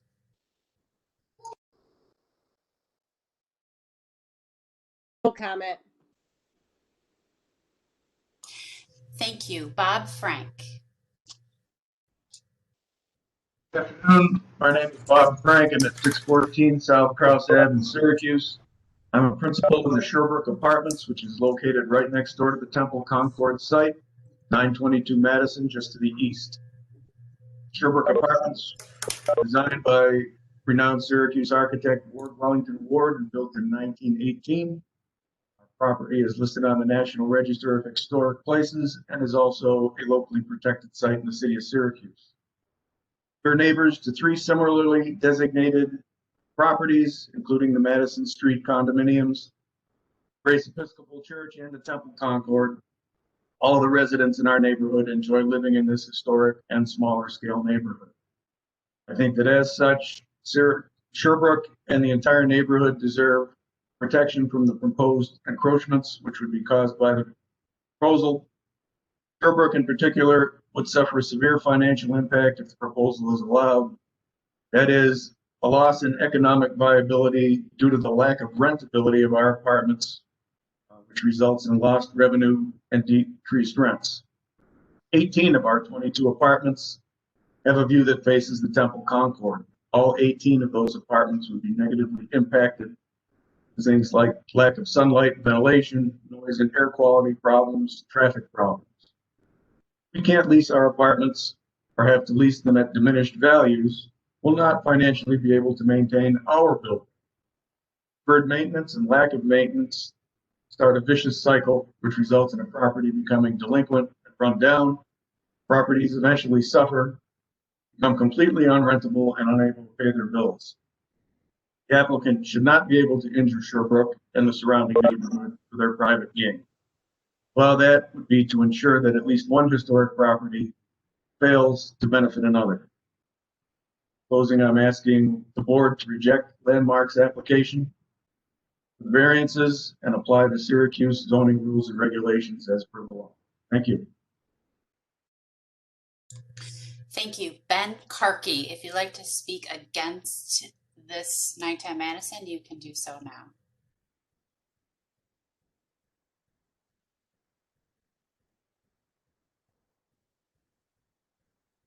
Okay.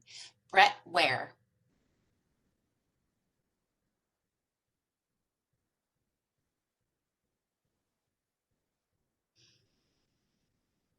Six. Okay. We have 6 call-in users that are only on the phone, and as our attorney stated before, *6 can take you off mute. If you'd like to speak against the proposal, you can do so now, and I can manage you individually.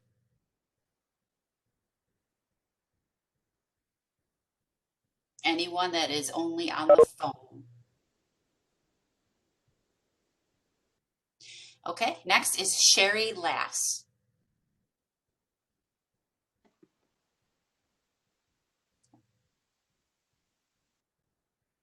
Sherry? No comment. Okay, thank you. Christine Fix.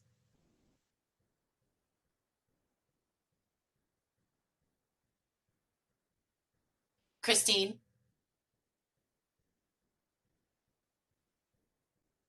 Christine Fix, I see you looking. If you'd like to comment on this proposal, you can do so now. Thumbs up, thumbs down. All right.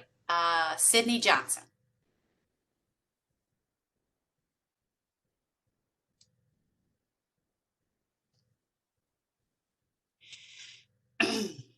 Okay. Cynthia. No comment. Thank you. Dan Petrick. No comment. Daniel.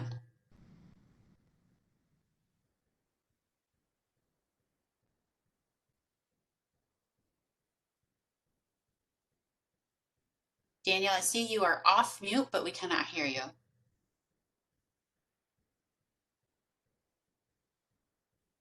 Okay. Dan Samora. No comment. I'm sorry, Don Samora, excuse me. No All comment. right. Thank you. Doug. Thank you, Heather. Can you hear me okay? Yes, sir. Can you hear me okay? Okay. Good afternoon. My name is Douglas H. Zamelis, Cooperstown. I'm an attorney, and I represent Sherbick in connection with this controversial application. My remarks are brief. To the applicant, we're not a competitor. We're your next door neighbor. And so far, you've not dealt with us in good faith, and we have nothing nice to say about your project. As you've heard from Bob Frank, and as you'll hear from Dr. Reckmeyer, architect Michael Garrity, and engineer Rudy Zona, Sherbick has several valid and reasonable concerns and objections, but I'm just going to summarize here my own written comments. And first of all, with all due respect, Mr. Chairman, as an organization, a member of an organization that would benefit from these variances, you should recuse yourself from this application. You've acknowledged membership in Temple Concord, and your membership is a wonderful thing, but it creates the appearance of impropriety that will taint this review, and that would be a bad thing. And as Rabbi Feldman said after the events of yesterday, we're in desperate need of reset and return to civics and ethics, and your recusal would be an admirable example and exercise in leadership. Second, this appellate body shouldn't even be hearing this appeal because it was filed long after the expiration of the 60-day statute of limitations. The law says the code officer's determination must be filed within 5 days of being made, and an appeal from that determination must be made within 60 days of the filing. The records on your own official webpage include the November 21, 2019 denial by the Division of Code Enforcement. And that denial had to be filed at November 28 at the latest. And that filing started the 60-day limitation period, which expired on January 27, 2020 at the latest. The records on your official webpage also include the application for variances that we're here for today. And it's dated September 23, 2020. That's 8 months after the 60-day limitation period expired. And don't take it from me. The James A. Kuhn Local Government Series publication entitled Boards of Appeal, which I expect you all refer to from time to time, says, first paragraph, page 25, the statutes further require that any appeal to the Board of Appeals must be taken within 60 days after the filing of the determination. My client has commenced a lawsuit in Onondaga County Supreme Court to prevent you from hearing and deciding this appeal, but since you're conducting the hearing, we have to be on record regarding the tremendous environmental impacts this project would have on this unique and historic neighborhood and why you should deny the requested variances. Now, board members, with respect to the State Environmental Quality Review Act, you shouldn't be acting as lead agency because you lack jurisdiction given this appeal is time barred. But again, we're forced to be on the record as to why this project would have several significant adverse impacts on the environment and therefore requires a positive declaration and an environmental impact statement. Now, we want to emphasize that this project is a secret type 1 action, and that means there's a statutory presumption that the project would have a significant adverse impact and likely requires an EIS. We want to underscore that it only takes one potentially significant impact for you to issue a positive declaration, and that in order to issue a negative declaration, you'd have to find that this huge modern project in this unique historic neighborhood would not have one single significant adverse impact, and the record already before you would not support such a determination. Ever a project that would have significant adverse effects on historic and cultural resources, not to mention traffic and health, safety, and welfare. I'm sorry, Mr. Chairman, there's background noise. If there were ever a project that would have significant adverse effects on historic and cultural resources, it's this one. And this project is ineligible for a negative declaration of any kind, and it cries out for a positive declaration. The comments you've received from the Landmark Preservation Board and the State Office of Parks, Recreation, and Historic Preservation leave no doubt that this project would have significant impacts on historical and cultural resources. Oh, and the applicant hasn't even bothered to provide this board with a basic transportation study for a project with some 600 bedrooms. But we've heard today they've submitted it to some other city department, and they have some nerve talking to you and us about plans that you haven't even seen yet. Please don't even think about issuing a negative declaration for this project. Now, Mr. Chairman and members of the board, as for the variances, you know the statutory balancing testing criteria, and you know it's the applicant's burden to establish that the benefit to it outweighs the detriment to the health, safety, and welfare of the neighborhood. Many boards of appeal rip through those 5 criteria, but forget to do that balancing. Here, the detriment to the health, safety, and welfare of this neighborhood by the granting of the variances would be off the charts, and it outweighs any benefit to the applicant. Every single one of the 5 area variance criteria comes down against the applicant and weighs against granting the variance. Not one of the criteria favors the applicant. Number 1, this massive modern project would create an undesirable change to the neighborhood and detriment to nearby historic properties, including Sherbrooke Apartments, Madison Court condominiums, and Grace Episcopal Church. Number 2, the applicant has feasible alternatives to an area variance, including reconfiguration, because there is no height limitation in this zoning district. Number 3, each of the variances is substantial in its own right, and together they're collectively very substantial. The rear yard setback facing Sherbrooke is 87%, and the side yard setback facing Madison Court is 100%. We challenge anybody to conclude that variances of 87 and 100% are not substantial and keep a straight face while doing so. Put it this way. If someone asked you to give away between 87 and 100% of your retirement savings, you'd likely think that would be substantial. And you'd be right. New York courts have held variances of lesser magnitude substantial.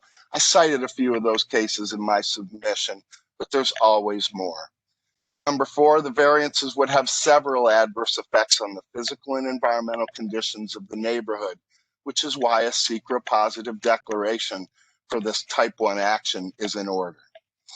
And last, but perhaps most important, number 5, this applicant's alleged hardship is entirely and completely self-created as a matter of law, because Landmark came to this property knowing that Temple Concord, Sherbrooke Apartments, and Grace Episcopal Church are locally protected sites listed on the state and national registers of historic places, and that the residential Class B zoning district has setback, density, and lot coverage limitations, but they chose to go forward anyway, apparently thinking they could steamroll this board and the neighborhood with the promise that they're going to save the temple. Baloney. They're making a mockery of the temple and its historic neighborhood.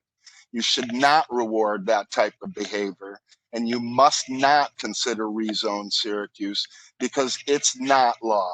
And you all might want a $2,000 check from the government instead of a $600 check, but I wouldn't go spending it yet. And you shouldn't even be hearing and deciding this appeal at all because it's time barred. But if you do, you must issue a positive declaration for this type 1 action. And if the applicant persists, you must deny the requested variances because the detriments to the neighborhood far outweigh any benefit to the applicant. Thank you. Thank you. Next up is E. Robinson.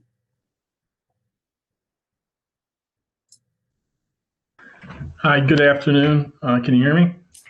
Yes, sir. Okay, my name is Ed Robinson, resident at Madison Court Condominiums for the last 9 years. I'll be brief. I will just simply say that I own more than a handful of residential and commercial properties in and around Syracuse, as well as live there. I understand the needs of development. I think that the developers should follow the zoning rules as they are prescribed, absent the variance requests. Thank you. Thank you. Erickson Strop.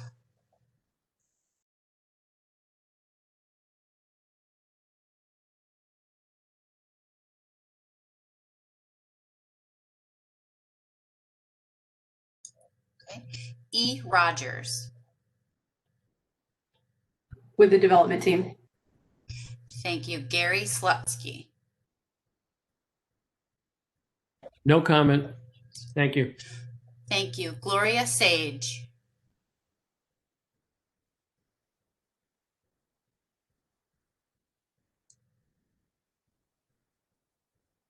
Gloria, can you hear us?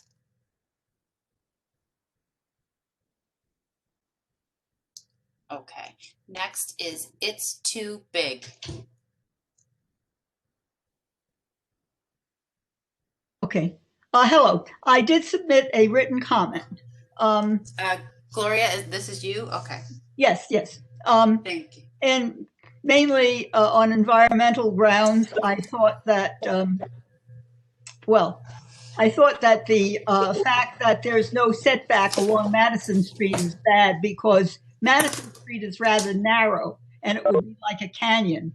The other thing is I thought that on the Sherbrooke apartments, having a wall blocking like 10 feet away, blocking all the windows facing west would be pretty nasty. I wouldn't want to live in a building where all the windows were essentially blocked.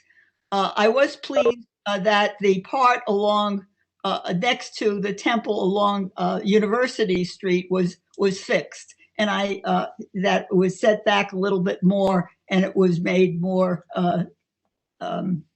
inviting. I do agree with Sam Gruber that it's a beautiful sanctuary, but the idea that it would be turned into a gym for the residents is, I don't know, it just doesn't sound right. So I did submit a comment, but that's, I mean, obviously there is an environmental impact on the neighborhood with a big building, a tall building like that there. And the other thing is parking is already impossible in the neighborhood.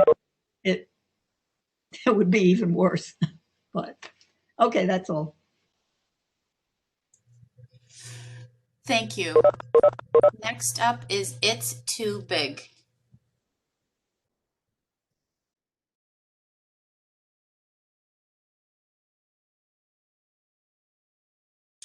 All right, Jess Sudall.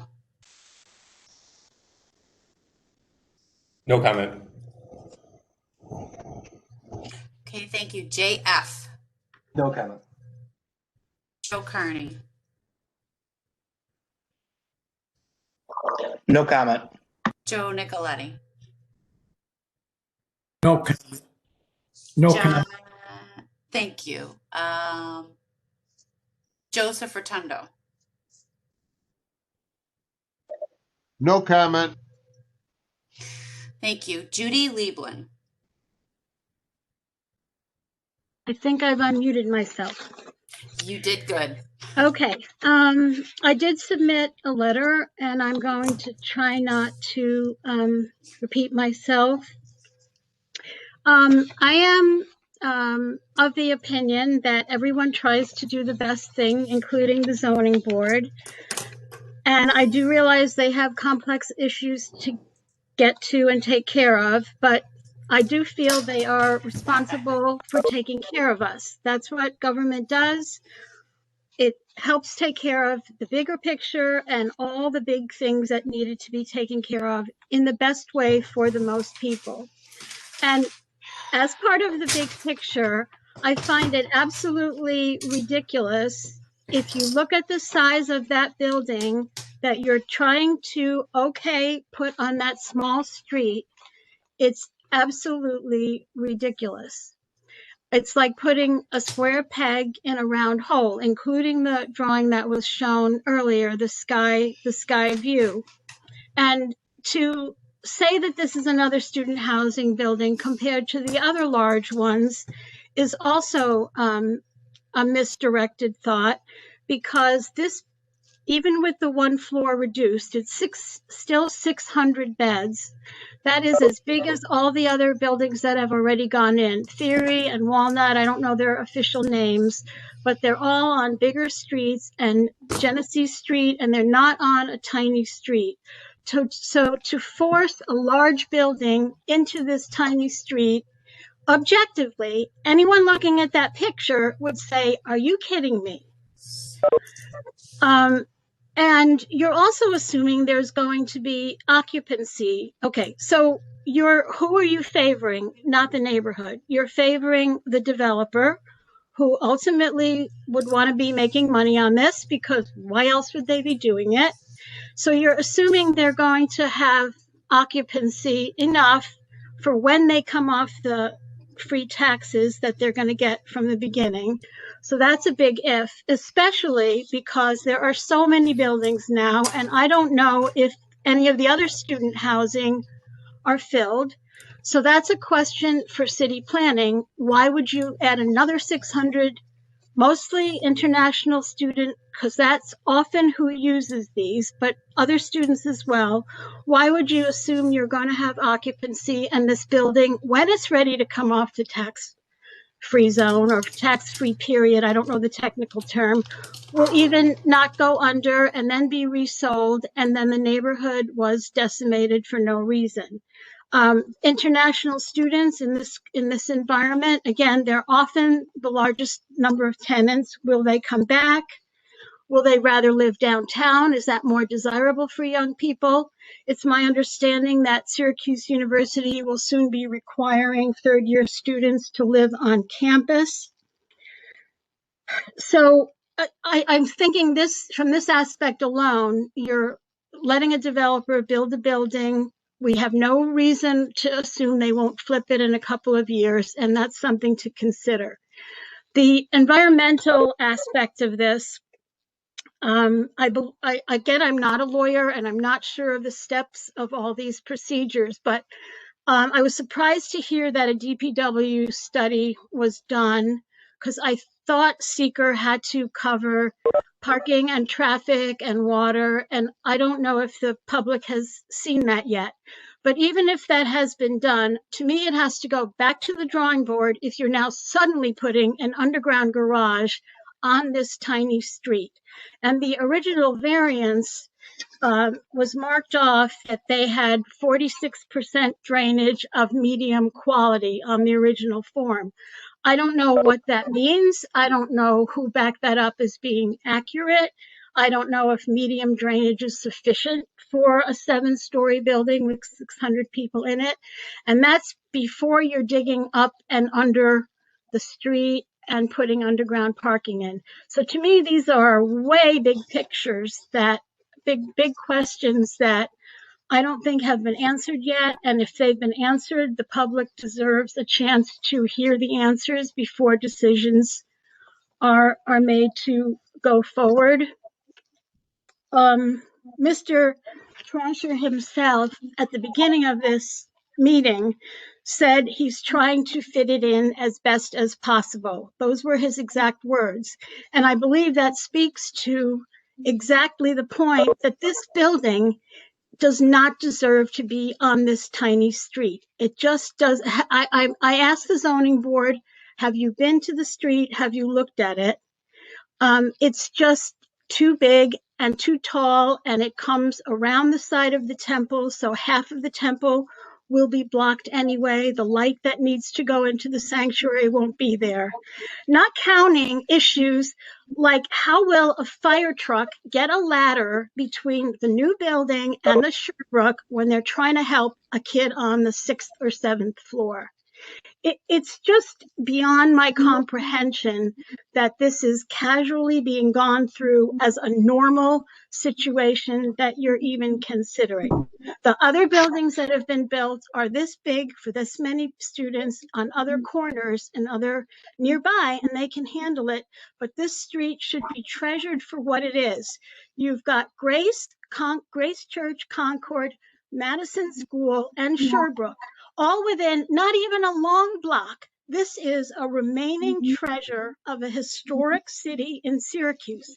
And Syracuse has a venerable, wonderful history. And this is a venerable, wonderful, perfect gem of a street that you are planning to decimate for the benefit of a developer who we don't even know will last or be sustainable. But why are you caring for the developer rather than the neighborhood and the people who live there? And speaking to another person's comment, I won't find their name this quickly, but to comment as a person living in Manlius that the residences around Concord are old or not viable is just ignorant, ill-placed, and the Madison Court building is beautiful and historic.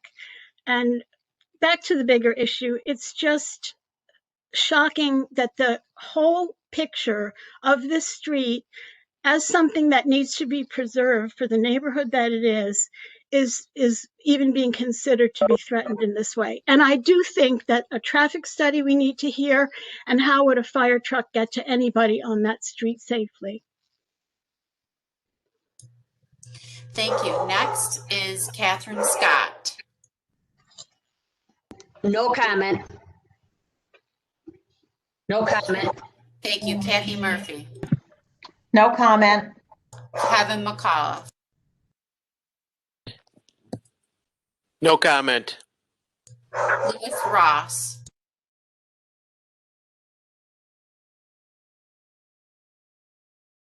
No comment. Thank you. Mary Phonic.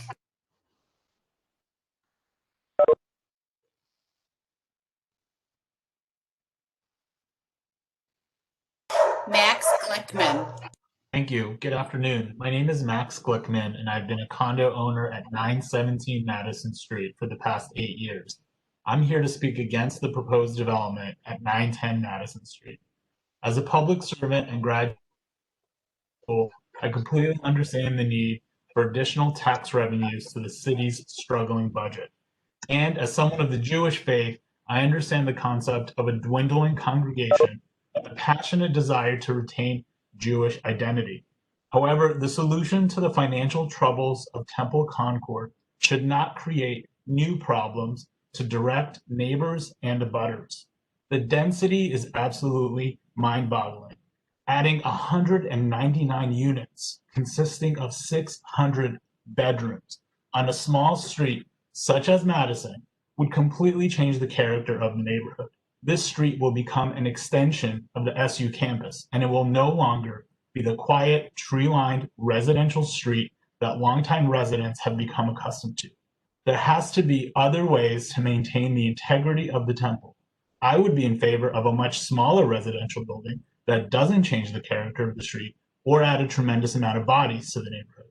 Maybe Temple Concord doesn't really need the $9 million sales price and can accept something less in order to save the temple and not add any additional burden to the neighbors on Madison. Thank you. Thank you. Next is Michael. Good afternoon. I'm Michael Javala. I live at 917 Madison Street, Madison School, number 202. Sorry, Michael. There's a just a normal Michael and then a Michael Gerbala. So. Oh, okay. Sorry, you'll be next. I promise. I promise. Okay, hold on just a minute. This must be Michael Garrity. Hello, Heather. It's Michael Garrity.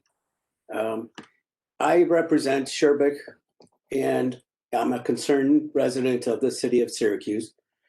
I have followed this project through all of its various submissions to your board and the Landmark Preservation Board, and I have consistently found that you are being asked to approve incomplete or misleading information and a moving target. The greater Syracuse University neighborhood consists of many different zoning districts, building types, and occupancy. Attorney Lange today and in his October 15th letter to you would have you believe that the SU neighborhood is one homogeneous assembly of occupancies and building types. Attorney Lange would also have you believe that the variances granted for the 4 recent student housing projects he cites are comparable to those asked by the Landmark project. I disagree. Those 4 buildings are located in business and office zoning districts, not a residential, and the variances granted for them are compatible within their immediate neighborhood. None of those 4 projects are surrounded by listed historical buildings, nor do they negatively impact any adjacent residential, smaller scale, low-rise buildings. I have also looked in detail at one of the buildings cited by Attorney Lange, the Marshall at 727 South Krause, to see how it compares to the Landmark building. The Marshall is also 8 stories, and to the best of my knowledge, after review of its construction drawings, the total square foot area of the Marshall is a little over 153,000 square feet, and it has a total of 287 beds. With the information I had prior to today, Landmark's building is 474,120 square feet, and they were proposing 635 beds. That makes the Landmark building 3 times larger than the Marshall, with twice the number of beds, all proposed within the low-rise residential neighborhood surrounded by historically significant and registered buildings, not the commercial mid-rise neighborhood of South Krause Avenue. I would suggest to you that these are not comparable buildings or neighborhoods. Furthermore, as an example of incomplete information, looking through the submitted drawings on sheet C101 of the Landmark drawing set, they're indicating 2 large electrical transformers to be located outside the building in the hillside directly in front of the sanctuary on Madison Street. Essentially, this is an industrial electrical substation, and it will be enclosed by a chain link fence. No dimensions are shown on their drawings, but I estimate that it's going to be about 40 feet long and 15 feet deep. Substations like this, National Grid typically requires barbed wire on top of their chain link. Not only will this be a visual disturbance along the quite nice Madison Street streetscape that exists today, but it will also be an audio disturbance. This size and type of electrical transformer equipment often hums, and hums at a louder degree when there is more demand on it. 600 some digitally connected students is going to create a lot of electrical demand, let alone the base building requirements. The condos and the other rental apartments across Madison Street are going to endure a grave detrimental effect to their quality of life. Conveniently, These transformers have never been shown on any elevation or perspective rendering drawing submitted by Landmark to your office. In summary, I believe the type, scope, and number of variances requested for your approval on this project are in fact extreme in nature for a residential zoning district and will create many detrimental effects on the surrounding residential properties. Temple Concord site is a unique microenvironment within the Syracuse University neighborhood with 4 historically significant structures, 3 of which are on the National Register, and that it is surrounded by small-scale, low-rise residential dwellings. That environment is worthy of preserving. Thank you. Thank you. Next, Michael Gerbala, it's now your turn. Thank you for being patient. Thank you. My name is Michael Jabala. I am at 917 Madison Street, Unit 202, directly across the street from the Temple. If you can see my background here, that is the site that I look out at every day, and I look directly across the street at the really amazingly beautiful Temple Concord that has been a source of peace and serenity since I've been here. So I'm speaking on behalf of the board of directors of the Madison Condo Association and also a number of the unit owners as well. So I hope you'll indulge me in a few different things in my speech, and starting with a personal recollection. I'm a CPA here. I've been here since 1985 at Syracuse. Tax paying. I own this place. I own another home in Syracuse. Proud supporter of the city. I want to start off by saying that I am a business person, former partner in a CPA firm locally here, and I'm not at all against smart development. Approximately 15 years ago, I went looking for someplace closer to work. That was a good investment. I stumbled upon Madison Court. I remember pulling up to the building that day with my realtor, getting out and admiring this elegant old school with the majestic temple across the street. I was immediately hooked. It felt like an oasis right in the middle of the city, coming from Genesee Street. The condo was in my sights. It was the top southwest corner, still labeled as the 6th grade when I got to the door. The owner was in there painting, and when I rounded the corner and entered the great room with the 12-foot ceilings, 12 windows, each 6 foot tall, that look upon the site that we're talking about right now, I immediately told them I would take the condo. I didn't even know what the price was. I knew if something like this would not be found again. And I still, to this day, walk out that front door, and in the summertime especially, I can open up all my windows. It's quiet. The breeze comes in, and in the daytime, most importantly, all year round, the light that pours into this building, the sunlight is incredible. It also is the light that pours into the sanctuary of the Temple Concord that was cited in the National Registry. This is all about to change. It's all about to basically ruin my investment and my daily life. I will now be looking out at darkness, and I will be looking out at a massive building in front of me with apparently electrical transformers right outside my window. This is not obviously a good thing for this particular building. It's going to impact dramatically the daily life, as well as all the investments that everyone in this building has put forth. We are in the middle of a little mini historical district, as many pointed out, and the application somehow neglects to put all these buildings on there. The Sherbrooke is one of the largest arts and crafts buildings we have in Syracuse.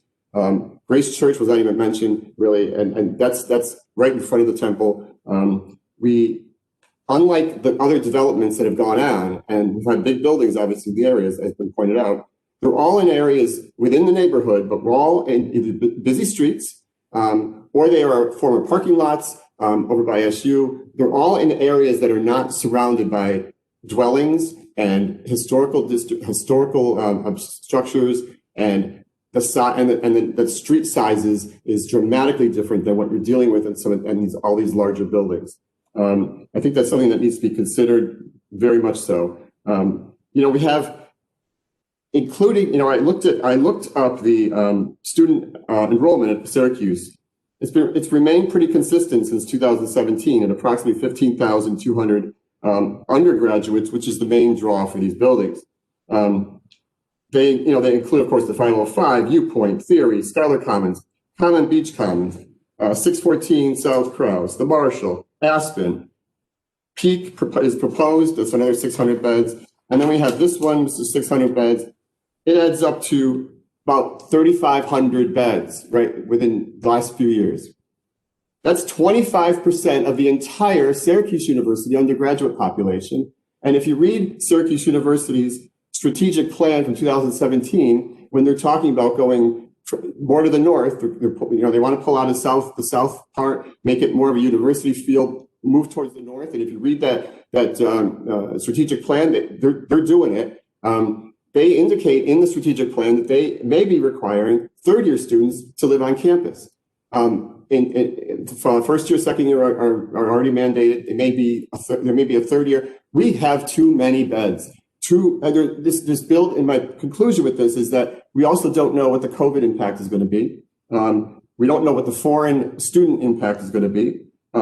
We have a situation where students are now with COVID looking for a new a way to live. They want single rooms with single bathrooms, sort of like the European model. And this formulaic dormitory has about 2% of that, and the rest is all multi-bedroom units within this massive structure that's sitting on a small lot in the middle of this neighborhood. This group wanted originally to be a couple blocks south at that corner of Adams and University. They were going to put a 13-story building there, if you recall, a few years back. SU said they didn't want it, and they backed off. What they do, they moved down the street. They found Temple Concord who needed some money, and they're sticking the same building, basically, in terms of number of beds, in that little space. And it is for all of you, I assume that everybody on the zoning board and everything has walked around Temple Concord, because it's not a big space. It just isn't. And we're going to throw a big, huge building in. It's going to go to the curb now because we need extra beds. And it's going to tear down the street. It's going to tear down all the trees. And it's just out of sync and out of proportion with the size of what we have here. You can't talk about the neighborhood of this area in terms of just one big neighborhood and make it sound like it's all the same. It's so not. You have Genesee Street, you walk in, all of a sudden you're in a different area. We are in a low-rise, sedate, quiet area of tax-paying people who have supported the city of Syracuse all these years and have not flown out of here like everybody else. And we deserve some respect on this. And it will, there's no doubt it will a huge detriment to this area, and especially on our building. Let's not talk about Madison Street for a second. Madison Street is pretty darn narrow. You can't even I can't drive down the street if two cars are parked on opposite sides. If they don't obey the alternate parking rules, you can't even, you're barely able to fit, a car trying to pass another car. Now you're talking about 200 cars trying to exit and enter on Madison Street. In addition to that, I think it was pointed out earlier, you have delivery trucks, you have visitors. You've got, I'm sure they'll have a bus and that will idle outside the building on the street like the other buildings do. And we don't know anything about the impact of this. Excuse me, Mr. Chapala. Excuse me. Yes. Hi, this is Stu Koenig, the chair. Could you try to sum up your remarks? You've been on for a while, and there's still more. Yeah, I appreciate that. I did ask for that because I'm speaking on behalf of so many people, but I will do that.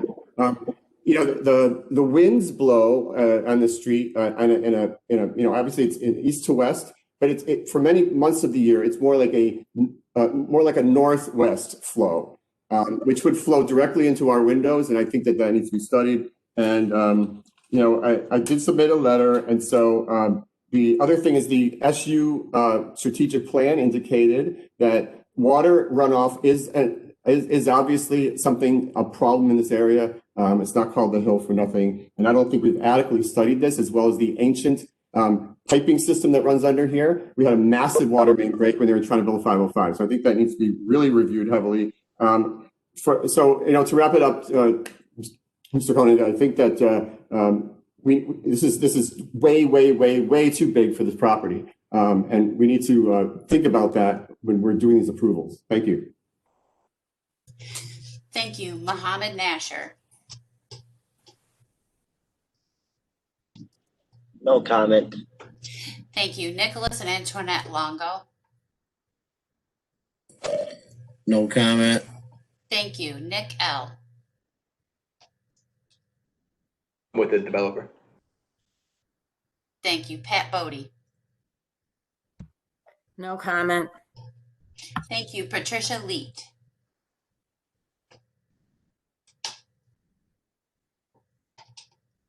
Patricia, can you hear us? I saw you there.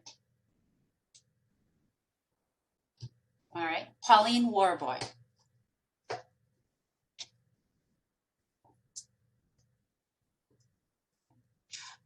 Someone with the initials RD.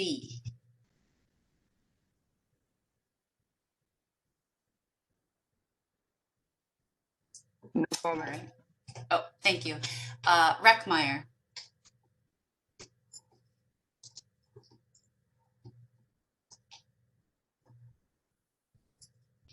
Mr. Reckmeyer.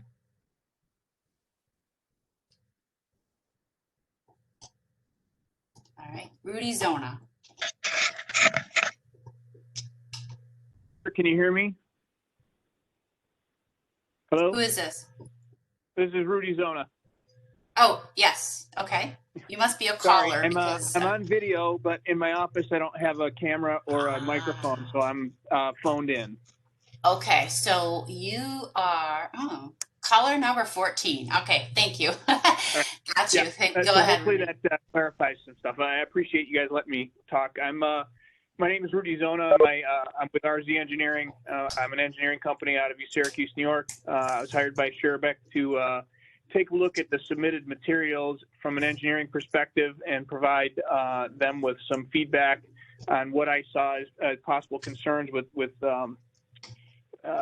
any of the engineering associated with the project. So my comments will be mainly directed towards that. I issued a findings letter to my client, and I know that they've shared that with the board, which is pretty in-depth. And in the interest of keeping this short, I'll just touch on the highlights because it's pretty lengthy and it's technical. And in fact, some of the other commenters here, and I think her name was Judy, and Michael kind of stole a couple of my items, but I'll just go through these, and if I start going too long, you can kick me off. So because it's all on record with my letter. So the first part of it has to do with water and supply, and I acknowledge that the engineer for the applicant may or may not have gotten this far with engineering on this. So I only have my comments are reflective of all the materials that were supplied to the city. And if they have more, which it sounds like they have today, some of these may change, but these are reflective of what was provided to my office. So we had some issues possibly with water pressure and flow at least to the top floor or two, and how they were going to handle fire protection for the building. It's clear whether they're going to have a booster pump and if there's enough flow or water and pressure to provide the sprinklers with adequate flow to operate. And that wasn't really, there was no information on that in the submission. I think that's probably something we should probably look at. Although I do acknowledge, I heard today, I think their engineer and maybe the applicant has said that they've reduced the building height by 15 feet. Which absolutely free. That's LARGE to 369-369. Robinhood believes now is the time to do money without the commission. That's not me. So Not you sure can what's start going on there. investing today, wherever you are. Whoever Been hanging is with your not dog. on mute, please So, put yourself what are you on waiting mute. for? Download now and get your Christine first Fix. stock on us. Robinhood. The real sustainable luxury. That's better. Sorry about that. So I'm not sure if they're going to require, if they don't have adequate flow from the street, if they're going to require a reserve fire water supply. And if that's the case, sometimes that can come. Sometimes you can get it from a booster pump. Sometimes you have to have storage. So that was kind of unclear from the information that was submitted. There's no SWIP provided, which is a stormwater pollution prevention plan. So we really didn't look too much into the stormwater in regards to this. But we do acknowledge that the sewer pipes in the street, in talking with a couple of contacts at the city, that they're old and it's unclear how what the capacity of they are or what the condition of them are. It's probably a good idea to take a look at that if it hasn't already been done by the applicant in the new submission materials. But again, we didn't have anything to look at, so we kind of just brought it up. And it is a concern, not just for us, but for the city, obviously. There should be probably some backflow on there to prevent any water from coming back up into the garage, and now it's going to be even lower. So the hydraulic pressure from that combined sewer in the street, which accepts both storm and sanitary, I believe, could possibly back up into the garage of the building if it's not adequately handled. The parking, I know that everybody else has touched on that, but we've reduced the number of beds, but they're proposing, I believe, 199 spaces for 600 beds. And that's like one space for 3 beds. And I'm not sure how that relates out to the other university, but I would think that more than 1 out of 3 students would be having a car, especially with the market rate apartments. Some of the other stuff I'm sure can be looked at, and it is a concern, obviously, because there is no on-street parking that's available. We did a little bit of a traffic analysis at the applicant's at my client Sherbeck's request, and we didn't find any available on-street parking. Typically, the streets are parked, and that's during COVID, which it does not have peak traffic. We haven't seen a traffic study. I've been told by my client that one is coming, but we haven't seen anything, and so I'm not sure how that's been looked into. And also with 600 students in there, you're going to increase the potential for interaction between pedestrians and vehicles, whether it's on University or Madison. So that should be part of we think it should be part of the any analysis done for traffic. And then let's see, notes here. The city rates Madison Street as a poor condition already, so the addition of all those vehicles and traffic on that street could impact the condition of the actual street itself. And as I mentioned, the city mapping already says that it's in poor condition, so that should probably be looked at. And I know somebody's already touched on deliveries. Everybody's using Uber and Grubhub and all that delivery online services today. And there doesn't seem to be any kind of mitigation for that or planning for that as part of the drop off. And again, the building, now that you've redone some of it, we'd be interested in looking at the new drawings to see if anything's in there for that.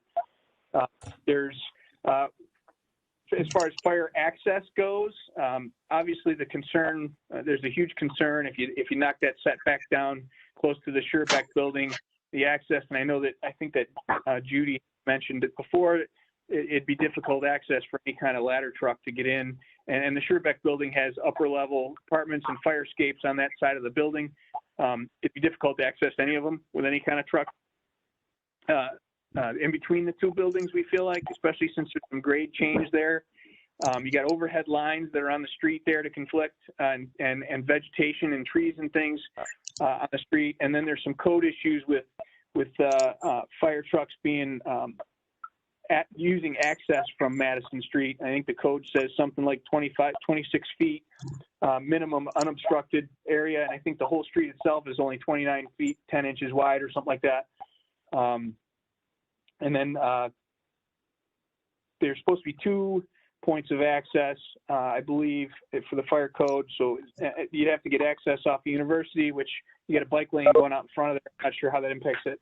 And then we had in our experience down in the city, we have, some of the soils down there. We've done a couple other projects in the vicinity of this that had layers of gypsum that the city's come back to us with. Concerns about, since it's soluble and is able to be washed away, there's potential for for sinkholes and things to be developed if you introduce more water into that. So again, we haven't looked at stormwater. We don't know if it's infiltration or not. And we also haven't seen any borings, so we're not sure what the underlying soils are. And now that we didn't see anywhere on the site you were putting stormwater, at least at the time of the previous submission. And now that we realize just from hearing today that you're going to knock that building down into the ground and excavate another 15 feet, we didn't have any borings, but we looked at the web soil survey that you could have groundwater as high as 3 feet, which could conflict with foundations or the excavation of the garage itself. And then now you're going to excavate another 15 feet into the ground. If that's the case, there's obvious concerns for my client, being the close proximity to the building itself for Scherbeck and the adjacent parking lot with a retaining wall.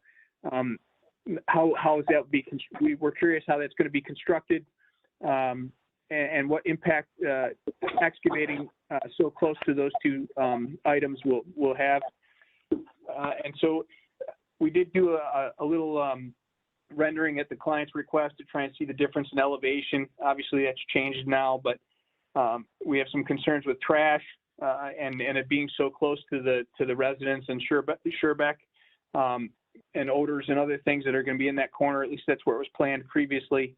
And so, that's kind of just the highlights of our letter. Our letter goes into quite a bit more detail on all of those subjects, but for now, in the interest of keeping this short, as requested by the chair, I'll wrap up, and I think in general, I think it'd be interesting for us to get a hold of these new documents to see what other mitigation measures for these items that the applicant has come up with. Thank you. Next is Ryan O'Connor. What the develop? Thank you. Sandra Barrett is next, and she asked that I read her comments from the chat, so I'm going to do that.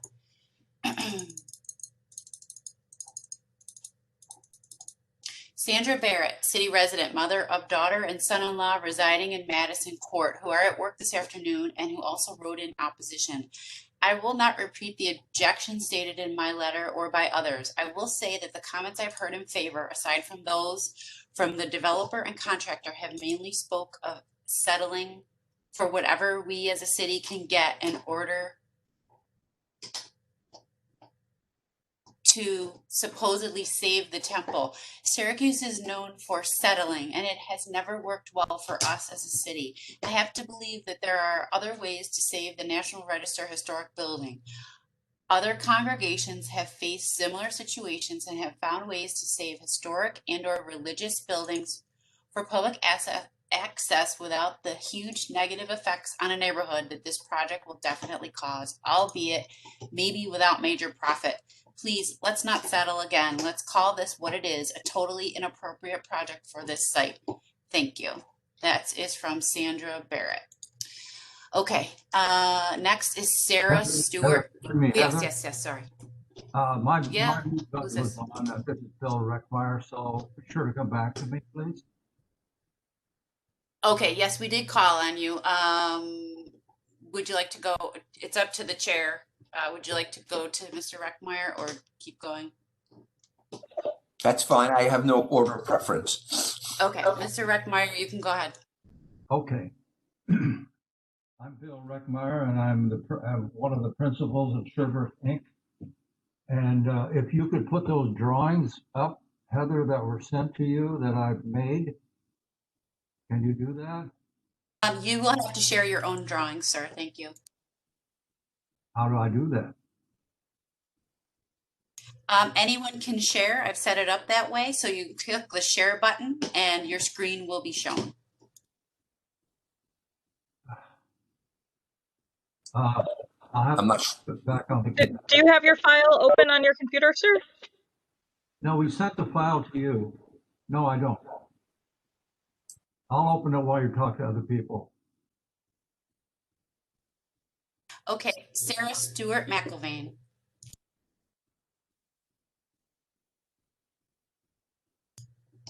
Sarah McIlvain. I see you. Sarah? Okay.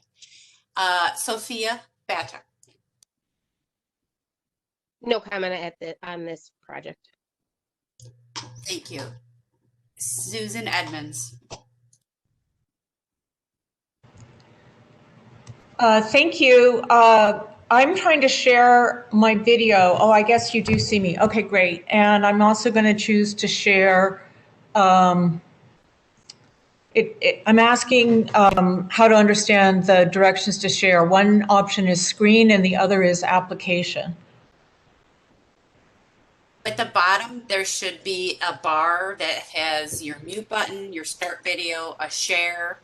Yeah, click on share and then see if you see what you want to share and then click on that. All right, I am able to do that, but I don't think that you understood my question. When I clicked on that, it gave me two choices, either a screen or an application. I believe you're going to want to do screen, because yeah. if you have it open, it'll show you your screen that's open. Okay, so actually I have a number of screens open. Do I have to have all screens closed except for the one that I want to share? Just roll your mouse over the one you'd like to share and click on that. Okay. All right. Thank you for hearing our comments and for giving us all time to talk. I don't know whether I was able to share the file or not. I did submit a letter, so I will take the advice not to go over in detail points that I've already made. There are some points that I want to make that I have not made before, though. I had been the author of the original comment that read, "That's not true," and this was in reaction to a comment by John Langley about how the only significant opposition to the project has come from a competitor. I really do not think that's true. This is going to have, as many people before have stated, a really huge and detrimental impact on the homeowners in Madison Court and the residents, as Alice and Mark Zane pointed out, in the apartment building at the end of the street that intersects with University Ave. I also heard or possibly misheard John Langley refer to the residential Class B designation for our neighborhood as a high density designation. My understanding from looking at the paperwork is that that is not true. It is a medium density designation. And as people have already noted, rezone Syracuse is not the law right now. So that would be perhaps a high density designation, but that is not the designation we're talking about that is on the books right now. I wanted to speak to Rabbi Feldman's comments. I definitely agree with you and hold as very precious the many memories I have of the ways in which Temple Concord has acted as a good neighbor for the 17 years in which I've been a resident of Madison Court Condominium Association. I definitely fully endorse any comments made about how Temple Concord has been a good neighbor, and I've appreciated things like the program that helps to provide food for people who lack it. That said, I don't think that it's fair to characterize what we're dealing with here as a question of some people pursuing self-interest and other people holding up beacons of hope. I think, unfortunately, in the society in which we live, it is part of the human condition that we all have to pursue self-interest, even as we struggle to hold up our own beacons of hope. There is not one of us involved in this call, I believe, who has been able to figure out how to do only the latter. That said, I will also add that one of the reasons I cherish where I live is because so many people in the building are themselves have themselves devoted their careers to the public good. So reflecting back on a comment that the current configuration of the neighborhood is not forward-looking, that is just, in my mind, completely ridiculous. Many of the people who live at Madison Court work in the university, staff the local hospitals, work in neighboring community colleges, and our artists, our students, and our homeowners who stabilize the neighborhood, pay taxes, and keep this part of the local economy going. So I really think that if we are interested in discussing public good, that needs to be taken into account. I also want to say that my understanding is that part of today's business is to decide whether or not a SECRA environmental impact study is in order. And I think that there is no question but that we must have this study done. The claim that the proposed project will have no negative impact on the neighborhood is, in my mind, laughable. Other people have said, and I will reiterate, that I think it's very important to distinguish between different uses of the word neighborhood.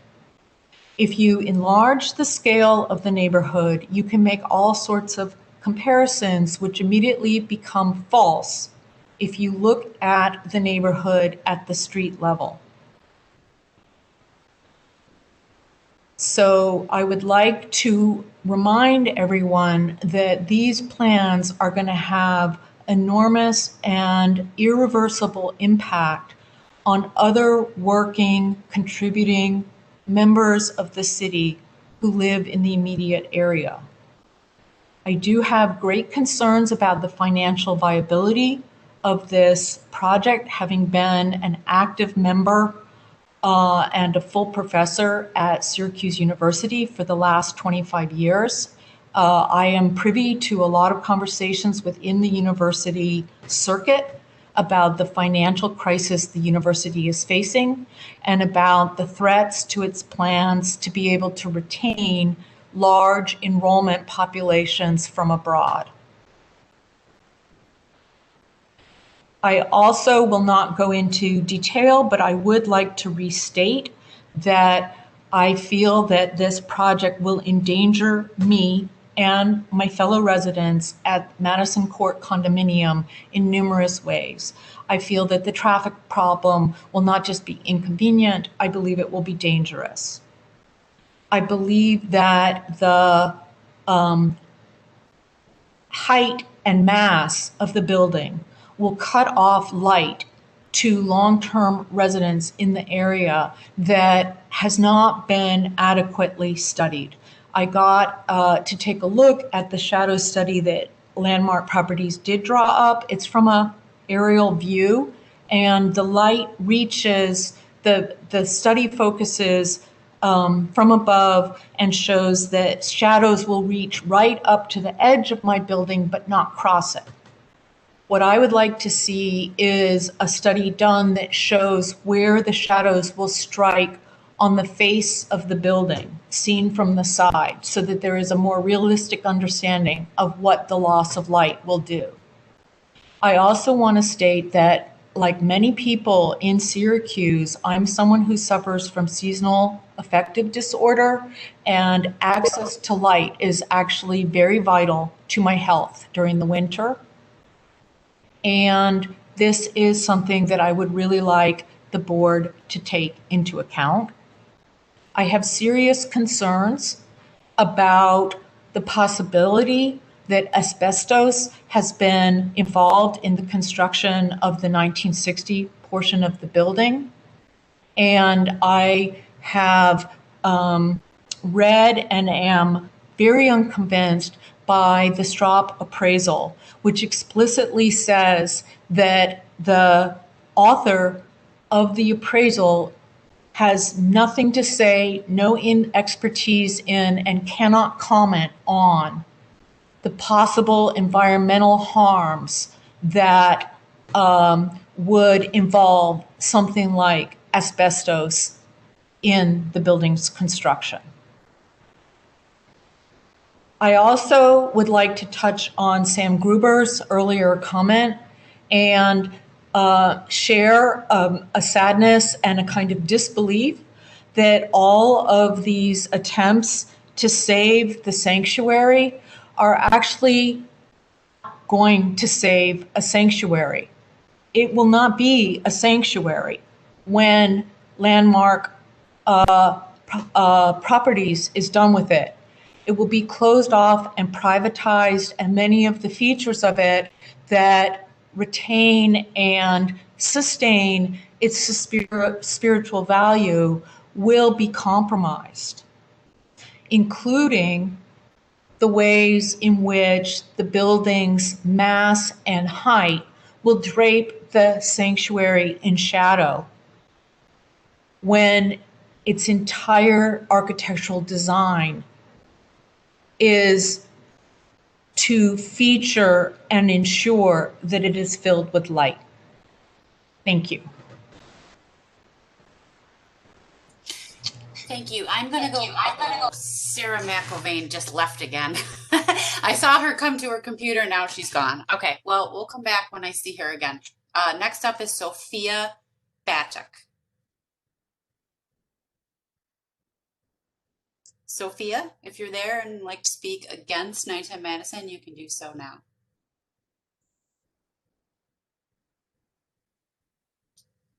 Okay.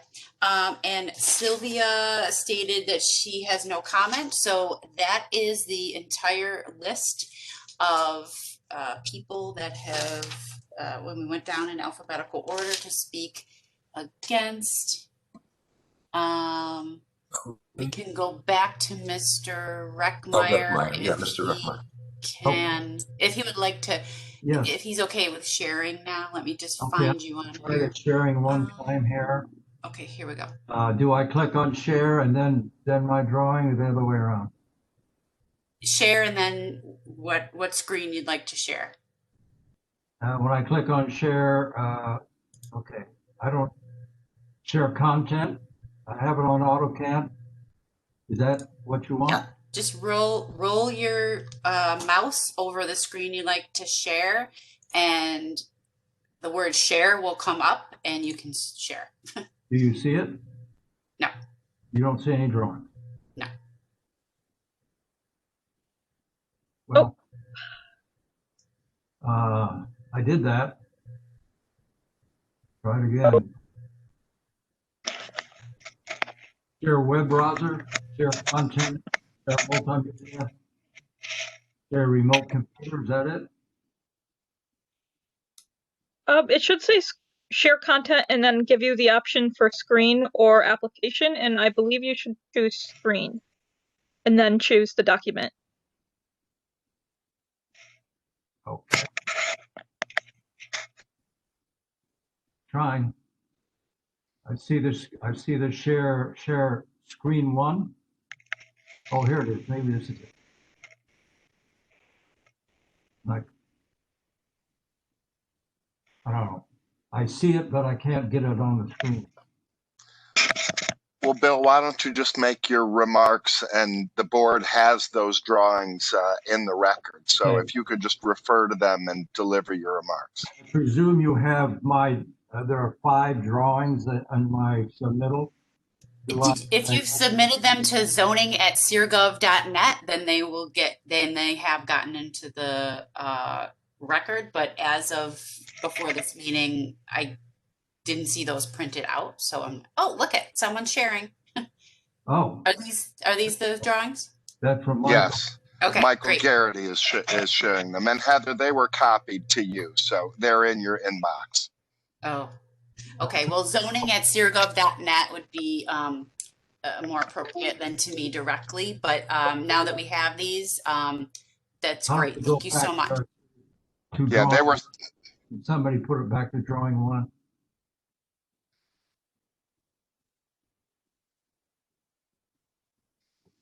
I don't know where they came from, so. They came from Michael Garrity. Michael, can you go back to number 1?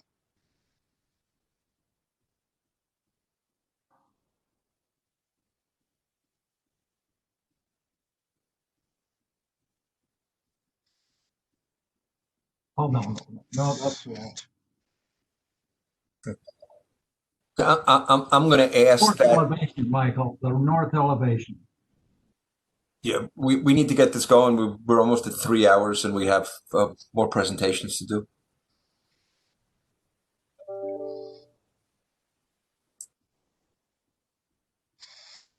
Okay, there.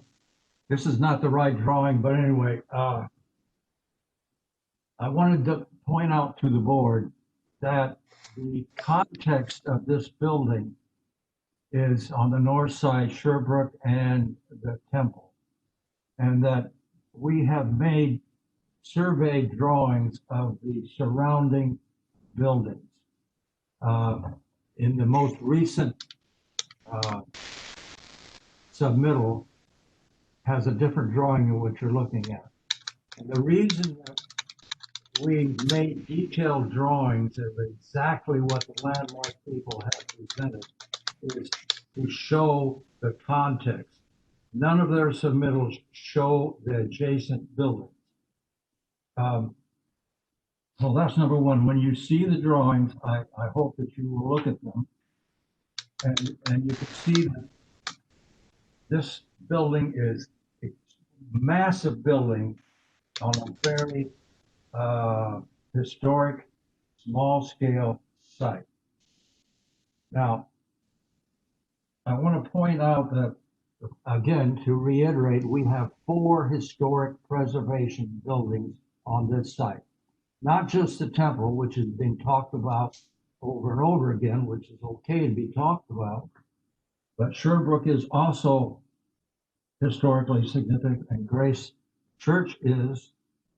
And having owned Sherbrooke for the last 46 years, I'm well aware of the money that it takes to keep a historic property in repair. Sherbrooke is the largest wood frame building in the city of Syracuse. And it's the largest property that Ward Wellington Ward did. I researched it, and I can tell you that he was on the site a great deal of the time getting this thing built. But it is wood, and wood has far more maintenance requirements than a masonry building like Temple Concord is. So, Mike, our biggest concern here is that with this setback, and there are drawings number 1 and 2, 3, and 4 that I have recently submitted that I thought you had, takes the setback from 77 foot 7 inches all the way down to 10 feet, which is, someone has mentioned, 87% reduction. That's going to prevent us from revenue on the west side of Sherbrooke. And it's going to impact whether we can continue to keep this thing maintained. So if you were to grant the variance, the basic result would be to preserve one historic building, namely the Temple Concord, while potentially forcing another building, Sherbrooke, to be lost. Diagonally across from Sherbrooke is another Ward Wellington Ward building, diagonally across the Madison and Walnut. And I'm told that that is so far gone that they're going to have to raise it. I don't want that to happen to Sherbrooke. I don't think anybody wants historic buildings to be raised because they can't sustain themselves. But the way in which Landmark is designing this building, you're threatening a preserved site by your massing and your overdone scale. There are other ways to preserve what we've got on that corner and still get your economic return. I note, by the way, that one of the previous meetings, I think it was the Preservation Board, asked, is this size of this project going to remain as large as you have shown it originally? And the answer was, yes, we can't do it any less. And now we see only a few hours ago that they've taken off a whole floor, which we just hours ago saw that. So I'm not so sure where the margin is with these people, but it's obvious that things can be reduced. So I hope that the Board of Zoning Appeals will look at these drawings, look at the context, consider what size the neighborhood is, that it is composed of historic buildings, which, by the way, the Langley or Straub submittals have not mentioned once in their comparisons. Thank you for your time. And you have to unshare, Mr. Reckmeyer, Dr. Reckmeyer. I didn't share that start. Oh, then Mr. Garrity, right? Okay, thank you. Yeah. Heather, are we set? Yes, sir. Okay, well, as predicted, this is quite the marathon. We've heard from people in favor and who oppose the variance application. The applicant now has an opportunity to make a final statement, rebut what they've heard. There is no more public comment, so please don't come in and say, "Can I ask a question?" I turn it over to the applicant. Mr. Chairman, James Trash here, representing the applicant. We thank you for your time today. We have received both the written comments that have come in prior to this, plus the comments today. And we look forward to responding to those comments in writing, and we will resubmit to the zoning administrator's office with a response to the comments that have come in. So we won't take your time today, now that we're approaching 3 hours to go one by one on people's comments, but we will respond to them in writing and look forward to a future meeting with your board. Okay, that's your right. With that, we're going to go on to the next case. I'm not going to say we're going to close this case because we'll probably. So I would just recommend holding, just stating that we're holding it open, as you just did. Okay, as I just did. Thank you. Holding open. So with that, and Catherine, do they have to make a motion and vote to hold it open? They could vote to hold it open, during after the hearings are done. That was my intention. Yes, but if you would like to do it now for expediency's sake, we could do that. That's fine. So somebody please make a motion. Mike Cheswick, make a motion to hold it open until next time. Otis Jennings, I second it. Okay, and Karen and Otis seconded. Any discussion on that? Hearing none. All those in favor of holding this case open, say aye. Aye. Okay, I'll take that as unanimous.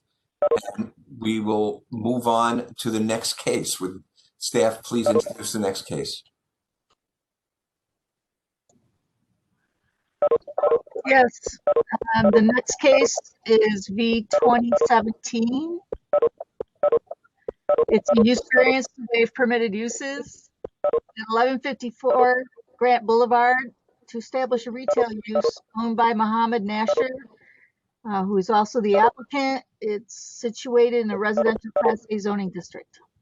Okay, would the applicant make their presentation or the representative? And please remember to state your name and your address. Thank you. I'm William Pitcher, Pitcher Architect, 124 Fiegel Avenue, and I will be presenting the screens. If I can do this.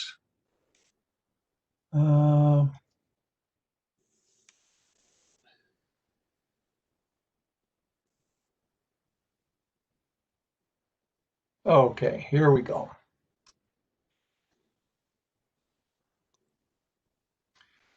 The variance for Grant Boulevard, we're requesting the owner requests approval of variance for commercial use in the RA zone. The commercial building has been in use and existence before 1969. In 1974, the property was reclassified as non-conforming use when that version of the zoning code was adopted. It has been in continuous use since prior to 1969 and after 1969 on various existing zoning ordinances. While not the law yet, the proposed rezone Syracuse does classify this as MX1 mixed neighborhood use, which would remove the necessity for any variances that are presently in the zoning code. The proposed interior is to be fitted out with grocery shelves, coolers. The sales area is 545 square feet. This particular thing, I was using net area instead of gross. Gross area requires 7 parking spaces. But as you notice that, for 500 square feet of store space, the building is 1,900 square feet. So 3 of the parking spaces are for the store area, and the remainder are for the storage space. So we think that the requirement for 7 spaces is a bit above what's necessary. The proposed renovation drawings, we are going to construct a handicapped ramp to the front door. There needs to be a new man door on the Pleasant Street side for exiting purposes, and new signage. The proposed use is a grocery store for packaged goods without any on-site food preparation. Proposed operation is 7 days per week from 9 to 11 p.m. And then, okay, this is the neighborhood.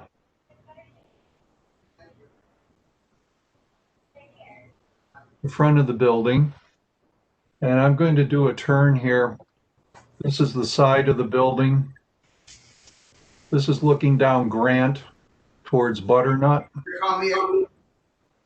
This is diagonally across the street, perpendicular across the street, looking now towards the easterly direction, and that is looking towards Teal Avenue.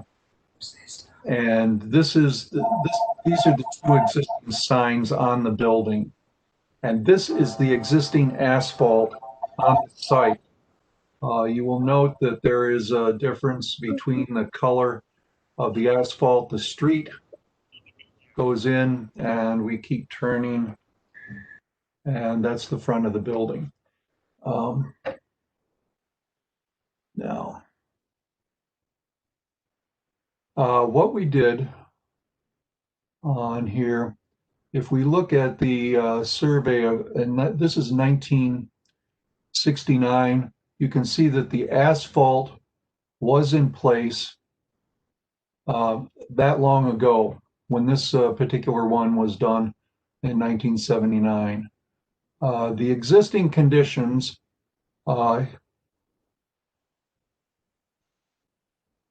here we have, this is Grant and this is Pleasant View, and this is the curb line that runs up the street. The asphalt does not follow the curb line. This is the existing sidewalk. And the next set of photographs show the condition of the road.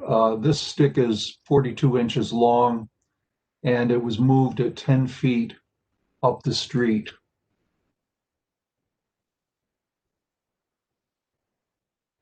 So this is the first 10 feet. We have the curb of the street. We have the street asphalt. We have asphalt on the property coming up to the street. The street drains to this point, and you can see that we have a series of potholes. This is the third stick And you can see the deterioration of the asphalt and the size of the pothole. This is the next stick up. We're still doing potholes and drainage. This is the edge of the public street as it intersects with the existing asphalt. This is the pothole that exists there. Now, apparently, this is a UFPO marker. Apparently, National Grid is going to dig up this street and put in a natural gas line. So here is the final views, and A is the right-of-way, B is the edge of the sidewalk, and C is the continuation of the curb line up. So you can see that the street asphalt in the right-of-way extends over. Okay.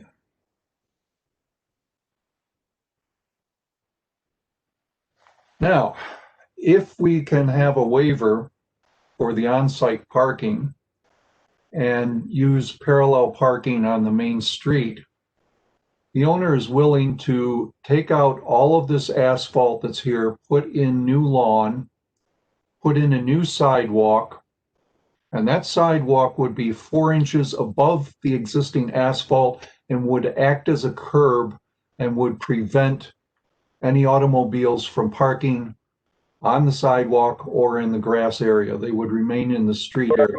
This is all within the city's right-of-way. And this part here, we have enough length. We have 75 feet, so we have enough for 4 parking spaces on the street. And this is the traffic lane here, and we're coming in, and this is the parking lane. So we would not obstruct the 2 lanes of traffic on the existing side street, and we would provide it. Now, 4 parking spaces for such a small space, I think is adequate. People are not going to spend a lot of time. They're not going to spend a half hour shopping for groceries. This is the building itself. This is the store area. You can see we have the front store area, and the remaining part of the building back here is the existing storage area. There was a shower room because it was a monument and granite place. This is the store itself. 4 coolers, some shelving, a platform, a sales counter, nothing particular there. This is the construction drawings for the handicapped access to the front door. And now for the justification. Question of reasonable return. The property was purchased $105,000 in 2020, and until recently it had operated as a monument headstone store. If all commercial uses as a business or a retail store are prohibited, then the only use would be 1 and 2 family, which would conform to the zoning area. Also permitted in that zoning are religious buildings, daycare, and on-site parking. Each of these modifications of the existing building would require additional construction costs. If the building were converted to a 1-family building, an additional investment of $129,000 to $161,000 would be required, while converting to 2-family would require between $153,000 and $190,000. The neighborhood cannot attract rents at that level. Unique circumstances. The property suffers under the 1970 zoning reclassification as non-conforming when the property was zoned residential A. Under proposed rezoning, the property will be classified as MX by right for use as a commercial property. And the property has been economically viable for the last 50 years, so commercial usage is possible.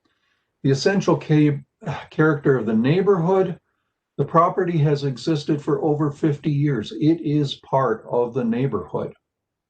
And it is a commercial building in a residential neighborhood.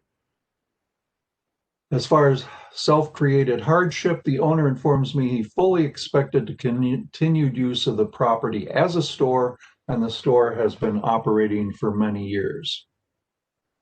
Now I will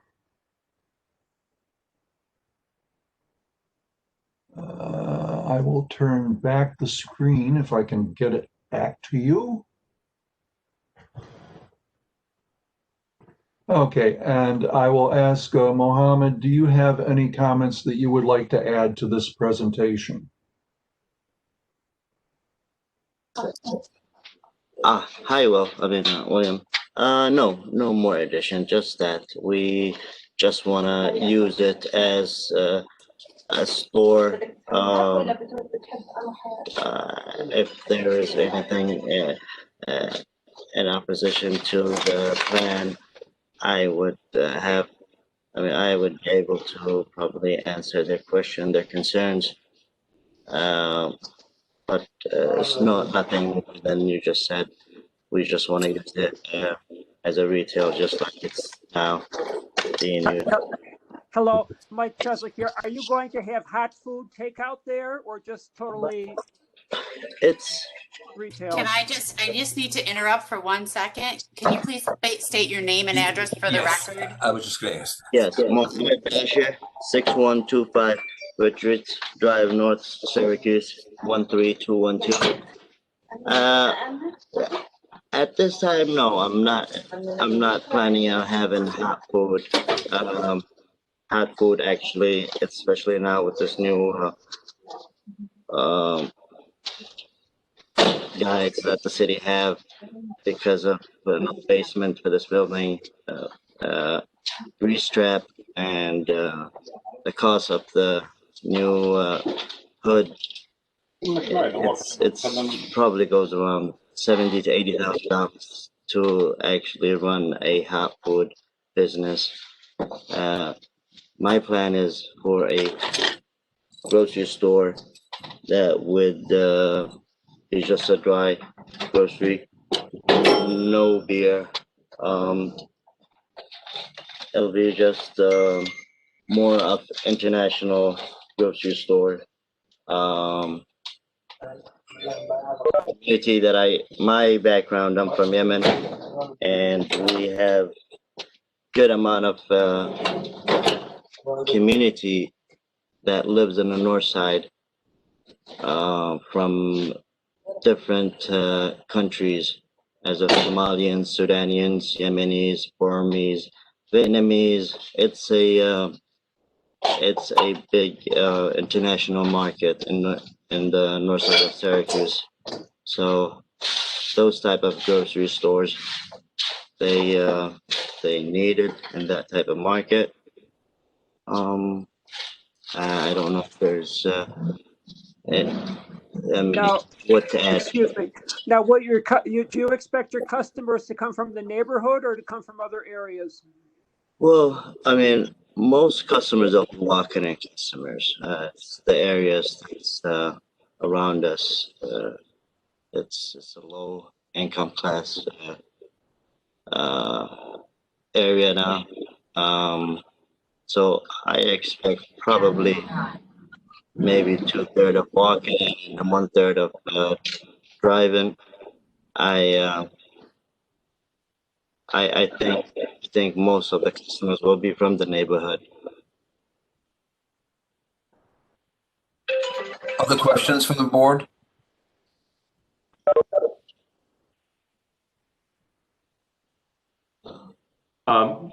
Mike's. May I make one final closing comment on the presentation? Sure. If people are disagreeing with this proposal, I would be interested to know what kinds of commercial activities they would approve of. Are you serious? The residential neighborhood. Excuse me, please. Sorry. You will be called on. This is not a, back and forth. Thank you. Mike Stanton with a question. Yes, I'm unclear what the status is of the driveway at the back. Is that project? Is that part of your property? Hawkins. Stan. Oh, there are two parcels. Are you talking about the gravel turnaround? Or are you talking Yes. about the Yes. asphalt that goes to the overhead door from Pleasant View? The gravel pathway at the back. That's a separate parcel that's not in this proposal. That particular parcel does not have any access to Grant Boulevard. We would have to create a new driveway. It's presently now accessible only by driving over trespassing on the neighboring residential property. No, I thought it was off. Excuse me, please mute your, if you're not talking, mute your mic. Does that answer your question?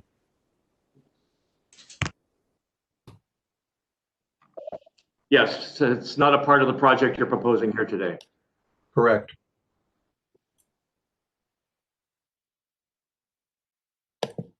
Other questions from the board?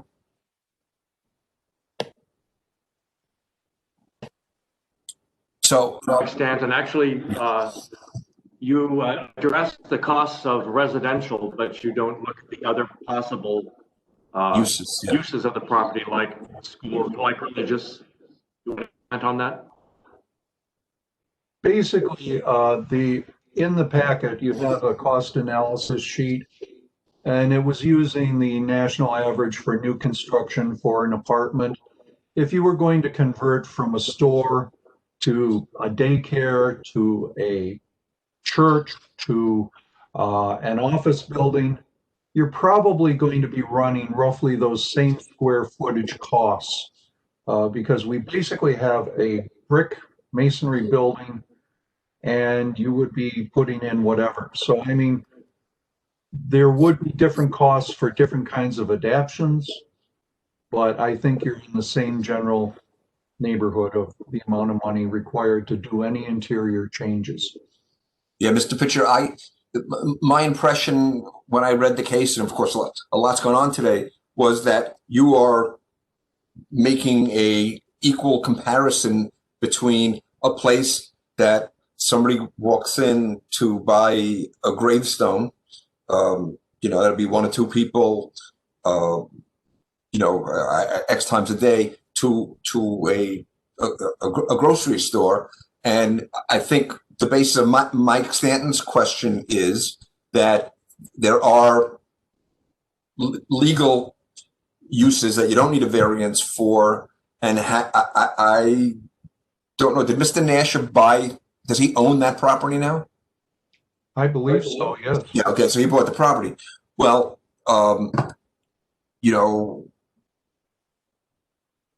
small grocery stores and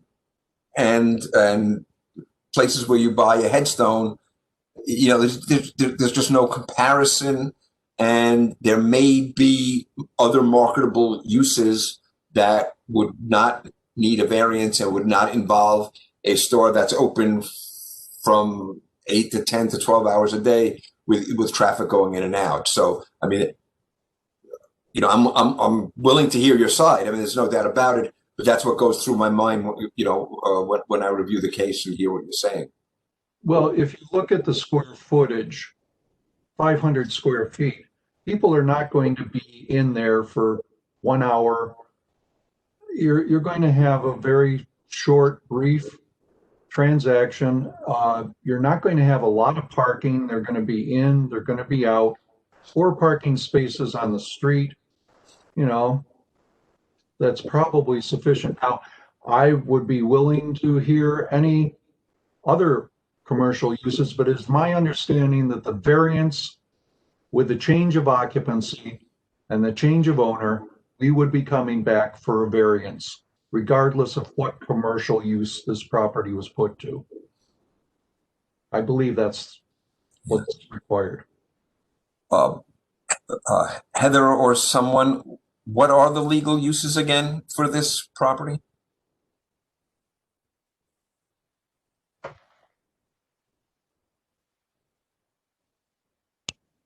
Everybody went home. It's a residential zoning district, so it would be residential class A, 1 and 2 family homes. Oh, I see. So this, any commercial establishment would need a variance. Is that what you're saying? Yes.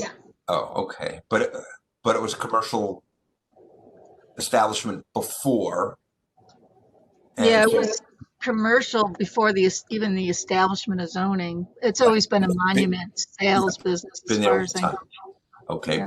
but it doesn't fit in now. Okay, thank you. And other questions from the board?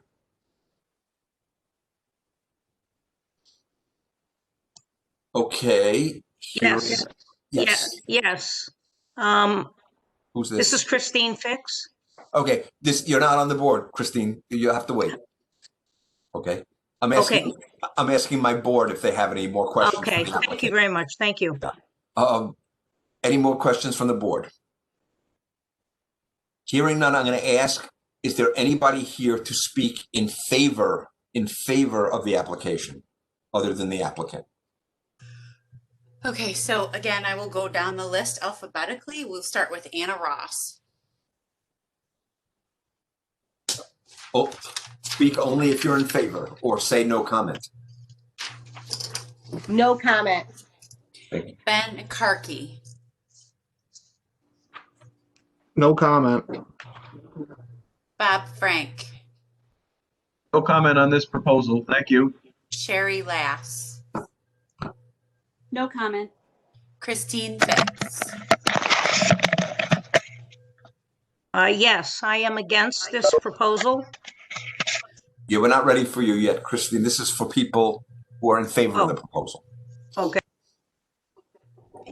Dan Petrick. No comment.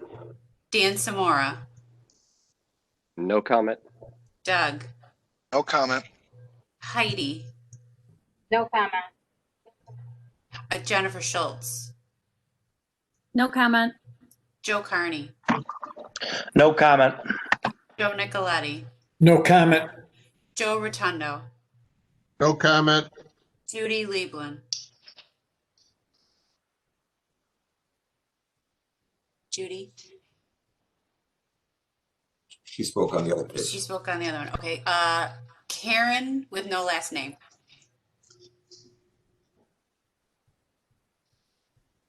Catherine Scott. No comment. Kathy Murphy. No comment. Louis Ross. No comment. Mary Phonic.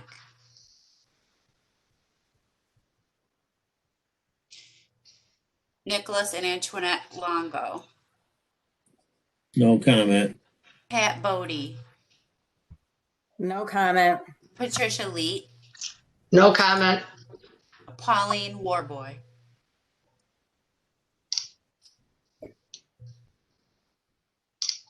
Sophia Batuk. No comment. As Sylvia. No comment. Okay, that is the whole list for in favor. Okay, so if you've hung in for these hours, you know my speech. We have gotten very many letters, emails in opposition, and I know many of you are out there. I'm going to ask you to keep your comments brief and try not to repeat what other people say. And if you've written in comments, again, be aware that they are part of the record, so you don't have to speak, but you are entitled to speak. So is there anybody, Heather will go down the list again to ask if people want to speak in opposition. Thanks. Okay, we'll start with Anna Ross. And you are on mute, Anna. Excuse me. I am strongly opposed. All right. Thank you. Ben Karki. Yes, I'm also very strongly opposed. I live right down the street. We are not low income. It's not something that we want bringing extra attention in. I can only imagine trying to turn onto my street with people trying to pull out of there, it's already hard enough. There's just nothing about this that seems like a good idea. Thank you. Bob Frank. No comment. Thank you. Thank you. Sherry Lass. Hi, thank you. I live on Roxford Road in Lyncourt, which neighbors this street, and I often walk my dogs to this intersection before turning it around, because this street in particular is kind of a holding point between the city and the other side. It's a very high volume traffic street with no stop signs or stop lights in this stretch. If you know this area, you know that Shop City is less than a mile down, which has multiple stores, as well as multicultural stores that have opened up at Shop City, as well as Teal Ave. I did have a couple of comments in regards to what Mr. Nasser said in regards to this neighborhood being low income. I would strongly disagree with that. My church is very involved in the settling of immigrants and new citizens from the regions that he mentioned, and they are not in this area of the north side. This area, I would say, is the street on this, the concept of off-street parking on this road is, I think, difficult at best. It's very high volume. It has a low shoulder. I think that would actually be dangerous as a possibility. I've been thinking about other businesses that could enter this, because I did notice when the memorial shop moved out, and I think any commercial business at this location would really be a sore thumb. I think the monument shop, when it was there, it was built for a purpose. It partnered with the Woodlawn Cemetery, which occupies the majority of that stretch between this location and Shop City. Short of a Amazon drop location or the building being demolished and having a bank drive-through ATM, I struggled to find any necessary business for this stretch of residential area. And if appropriate, I would like to ask if Mr. Nasser owns any similar markets that we could see as a model of what this would look like should you decide to go ahead with it. And I would also like to know if vape products would be sold from this location. Thank you very much. Yeah. Okay, sure. They can answer that when they follow up later. Thanks. Okay, thank you. Christine Fix, we're ready for you now. Yes, I did send a letter in, Heather, to yourself and Councilor Carney, so I won't repeat what I said there, but I made some notes. First of all, the architect asked what might be some acceptable businesses that would still need a variance. And I think, in keeping with the neighborhood and what's there so far, a nice small law firm, an accounting firm, small dental office, small real estate office, something like that. What I'd like to know is if there was a market study done showing the demand and the need for another, I know we're not using the word, I hope I'm being appropriate, convenience store. We have 2 or 3 up the street to the west. We have 2 down on Teal Ave in gas stations, and we have Shop City. So I really don't see the need. You keep saying grocery store, but I don't know. I don't see a 500 square foot grocery store, but that's just me. I also, a convenience store usually brings with it a visual eyesore, multiple advertising signs, banners, clutter in the windows. It brings with it beer, lottery tickets, cigarettes. So again, I'm opposed to this in our neighborhood, and for all of those reasons. Thank you. Dan Petrick. Hi, good afternoon. My name is Dan Petrick, and I work for Assemblyman Bill Magnarelli, whose district encompasses the north side and the side of this property. Unfortunately, he had a prior commitment and could not participate in the hearing today. However, he asked that I share the following statement with you, and it's very brief. But it's wanted me to say I am vehemently against the proposed variance to establish a corner grocery store on the property located at 1154 Grant Boulevard. This property is currently zoned residential and is surrounded by a residential neighborhood on all sides. I believe commercial use of this property would be detrimental to the quality of life of the neighborhood. It would cause undue traffic issues and bring about not needed and unwarranted activities, possibly not only during daylight hours, but also into the evening. I firmly believe this is a residential area and should remain so. I respectfully ask that the Zoning Board of Appeals vote against the proposed variance for 1154 Grant Boulevard. Thank you. Thank you. Don Samora. Good afternoon, and thank you for having me. So, yeah, my name is Don Samora. I live at 213 North Forest Dune Drive in St. Augustine, Florida. And I own the property at 225 Wainwright. I grew up on the north side of Syracuse. My family is no stranger to Wainwright Ave and that neighborhood. My family has lived on Wainwright Avenue continuously for approximately 100 years, starting with my great-grandparents who lived right around the corner at 104. My grandparents lived at 208, and my father currently occupies the home I own at 225. So I'm familiar with the building. I'll refer to it as the Walser Monuments building. And I had to do a little research and see that the property is zoned residential with that one commercial exception. And I guess I will also give a little bit of background on myself. I'm an elected official in St. Augustine. I'm a commissioner. I appreciate the job the board is doing, and I also appreciate the other elected officials on this call up in Syracuse for your service. So I'm familiar with the process, and I'm familiar with what you're faced with. You've got a zoning issue here, a property that's zoned residential that has an existing commercial use, but it's use by exception is what we call it here. It's a very low impact use. Ms. Fix offered up some of the same suggestions I was going to come up with as far as what would be acceptable uses for the neighborhood. I think the key is you have to find something compatible. A law office is compatible, something low traffic is compatible. The proposed use has several different issues, which I'll try to run through as quickly as I can. There's going to be a huge impact to the neighborhood. First of all, you're taking a property that was, when it was opened, 5 days a week, was open for 40 hours a week, and you're going to replace it with a business that is open 14 hours a day and approximately 100 hours a week. So there's going to be a ton of traffic coming in and out of there.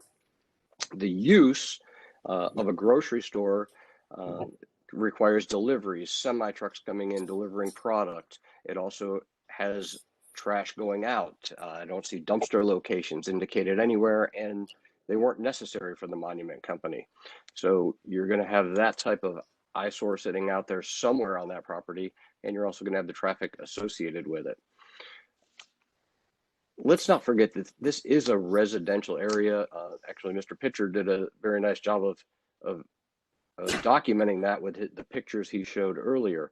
This property is adjacent on both sides with residential. Across the street on all sides are residences. So to put a high volume traffic type of business in that location, it's not compatible. I'll continue to use that word. I also believe you got issues with setbacks, things like that. You're very close to properties behind you on two of the sides. The biggest issue I've got over there is traffic. Again, I've been traveling to that street, to that neighborhood my entire life. That is the main way into that neighborhood. You're talking about replacing a business that has had almost no traffic associated with it with something that's going to generate, I'll use some statistics from the National Convenience Store Association. The average trip time to a convenience store is 5 minutes. So the average, this is what gets me, you want to talk about a viable business. If this is truly going to be a viable business, keep in mind that the average transaction of a grocery store of this type, a convenience store, is $10 per person. So if you were to sell a monument, $1,000 monument, that one transaction is going to be replaced with 100 transactions to make up that revenue, which is 100 cars in and out of that spot a day. I don't see how any way, shape, or form that's compatible with a residential neighborhood. I will not spend much time on this. The rezone Syracuse, I did go ahead and do some research, and you know, it was clear that these parcels were carved out because of the existing use of possibly being MX1. I know that's not the law. That's not what we're looking at today. But I would, even in the MX1 guidelines, it states it needs to be a business compatible with residential use. And I don't think you've come up with a solution on this one. So I too am going to advise the board and plead with the board to turn down this variance. Thank you for your time. Thank you. Next is Heidi. I strongly oppose. And Heidi, can you state your name and address for the record? Heidi Soin, 253 Pleasant View. What's your last name? Soin, as in Sam, O-I-N-E. Thank you so much. You're welcome. Okay. Jennifer Schultz.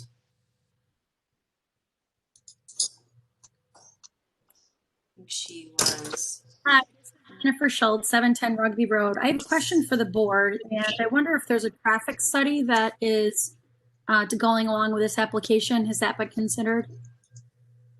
There has not been one submitted that I'm aware. Does that come next in the process, or how does that happen? The board could request that information. Okay. I'd also like to say that I oppose this project as well. Thank you. Thank you. Next is Councilor Joe Carney. Good evening. You know, I think we started early in the afternoon, but it's dark out now. My name's Joe Carney. I'm here to speak in opposition to this. Well, actually, let me say 115 Shack Ave, so we have that on the record. I'm here to speak in opposition to this as both a neighbor and as the district councilor. So I have submitted a petition for, you know, as good as we can get right now in global pandemic times, a list of all the names of neighbors and folks that, you know, contacted me wishing to be on this list in opposition. And along with the Sedgwick Farm Neighborhood Association forwarded a list that I forwarded to the board. There's over 300 names of neighbors in the immediate area that oppose this. So I think just quick, I think the first thing that's already been stated, but, you know, maybe clarify, when this initially came, it was because it was appointment only and low traffic. That's why this building is even up for discussion right now about a variance. It does not follow the same lines. It was low traffic. There wasn't going to be a lot. This is absolutely going to bring a lot of traffic. Now, to speak from a professional level, what I actually do for a living outside of the council, I own and operate my family's grocery store that does specialty imported, you know, products for Greek, Italians, Mediterraneans. There is no possible way someone can tell me if they're going to have a successful grocery store on the north side, which I have, that you can thrive and be able to do it with simply 4 parking spots. You're not going to have more traffic than that. That people are going to spend money within, you know, 10 minutes of being in there to sustain a business like that. Again, the damage that would be done to our neighborhood if this variance goes through would be devastating. It absolutely would. The amount of traffic, the issues that would be caused stemming from this, the neighborhood wouldn't rebound from it. It's a residential area. The pictures clarified that. That's absolutely what it is. This does not need another market. There's several on the circle, of which I believe, you know, Mr. Nashir owns, as well as an entire shop. The Shop City is right down the road. There's no need for another business like this to come into our area. And just for the record, as a voting member of the council, as it stands now, you know, November, that could change. we didn't approve rezone Syracuse. This is said in the two proposals, both times members spoke saying that, well, if rezone was in place, there's a reason why I haven't, been on board with parts of rezone. This being one of them. There are parts of my district that need more clarification. We haven't voted on it, so rezone shouldn't even be up for discussion. So thank you for your time. I'm in opposition, and I've forwarded ahead the petitions. Thanks. Thank you. And Counselor, we did receive that petition along with your written comments, which are part of the record. Next is Joe Nicoletti. Good afternoon. I'm also here to speak in opposition of this proposal. Historically, I represented this area, and when I was on the council, I was chairman of the Housing Committee and Zoning Committee, as many of you know. And we have dealt with this issue, and we have been very frustrated as a community. First of all, let me start with, I understand the position the property owner's in, and this is nothing personal, but I have never seen an outpouring of anger and frustration as I've seen over this proposal. I still get phone calls. I still have people call me and complain about it. But let's talk about this for a minute. Within a quarter of a mile, you have Shop City, along with a supermarket and various services. Within a quarter of a mile, you have 5 convenience stores on Butternut Circle. And I would ask you to look at what happens at night in those convenience stores and outside. And as you travel down Butternut Street towards Our Lady of Pompeii, which is many of our own parish, we see that there are other corner stores. And to the gentleman that would like wants the application, I would suggest to him that he might look, if he's really interested in serving the various minority communities. Much of that population is concentrated on Butternut, Lodi Street, around Pompeii Church, and in that area. And there are stores that have opened up serving the Vietnamese community and other communities. So I would suggest, and finally, as we look back, my understanding that because when I saw this property go up and I was still in office, I spoke to the real estate company. And they told me they made it very clear that it was going to be difficult to rezone this property for anybody to come into it with an alternative use. And I would just think that there is a concentration in this area. And I agree with Ms. Fix and with others who have said that what would be better suited there might be a dentist office, a lawyer's office, or a small florist business that would be more appropriate. I don't think that the neighborhood needs the traffic. I don't think that we need the services because it's on one end or another. And I think if you want to serve, particularly the Vietnamese and other communities, you need to look more towards the area of Butternut and Lodi Street for a location.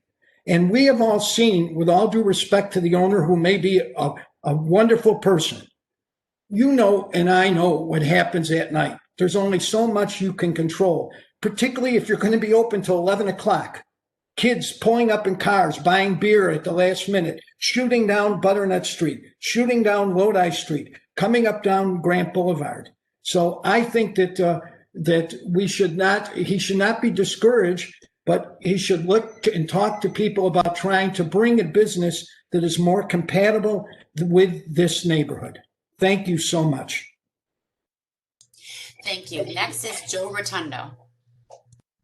Hi, Joe Rotundo, 165 Chatham Road, Syracuse, New York. I go down Grant Boulevard all the time. And everybody that's spoken, I can't add anything to anything that Don said or Christine said, or both Joes, because that is not a place for a mini market, a convenience store, anything that's going to bring people to buying stuff consistently. It's not, the parking spaces aren't right. I mean, yeah, people will come in and go, but people are going to be leaving, people are going to be coming in. You're going to cause a traffic jam over there. Grant Boulevard's tough enough to drive on. Believe me. Grant Boulevard's tough enough to drive on without adding People just, people will just park on the street on Grant Boulevard. They're not going to care if they're in the way. So you're adding more danger to the public. These people that are going to go in there will park on Grant Boulevard. I don't care what you got for space in the other areas. Not going to happen. But everybody else has great, I mean, I thought the same thing, Christine, that we should, it's perfect for a dentist, law firm, accounting firm, which I have. I think it's perfect for those things. And I go along with everybody. I'm so against it over there. It's just amazing. I can't believe we're even considering the darn thing. But I guess we have to. Thank you, Mr. Thompson. Thank you. Thank you. Next is Judy Liebland.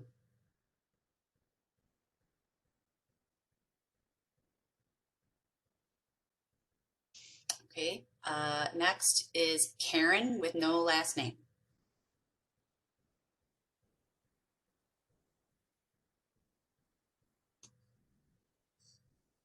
All right. Catherine Scott.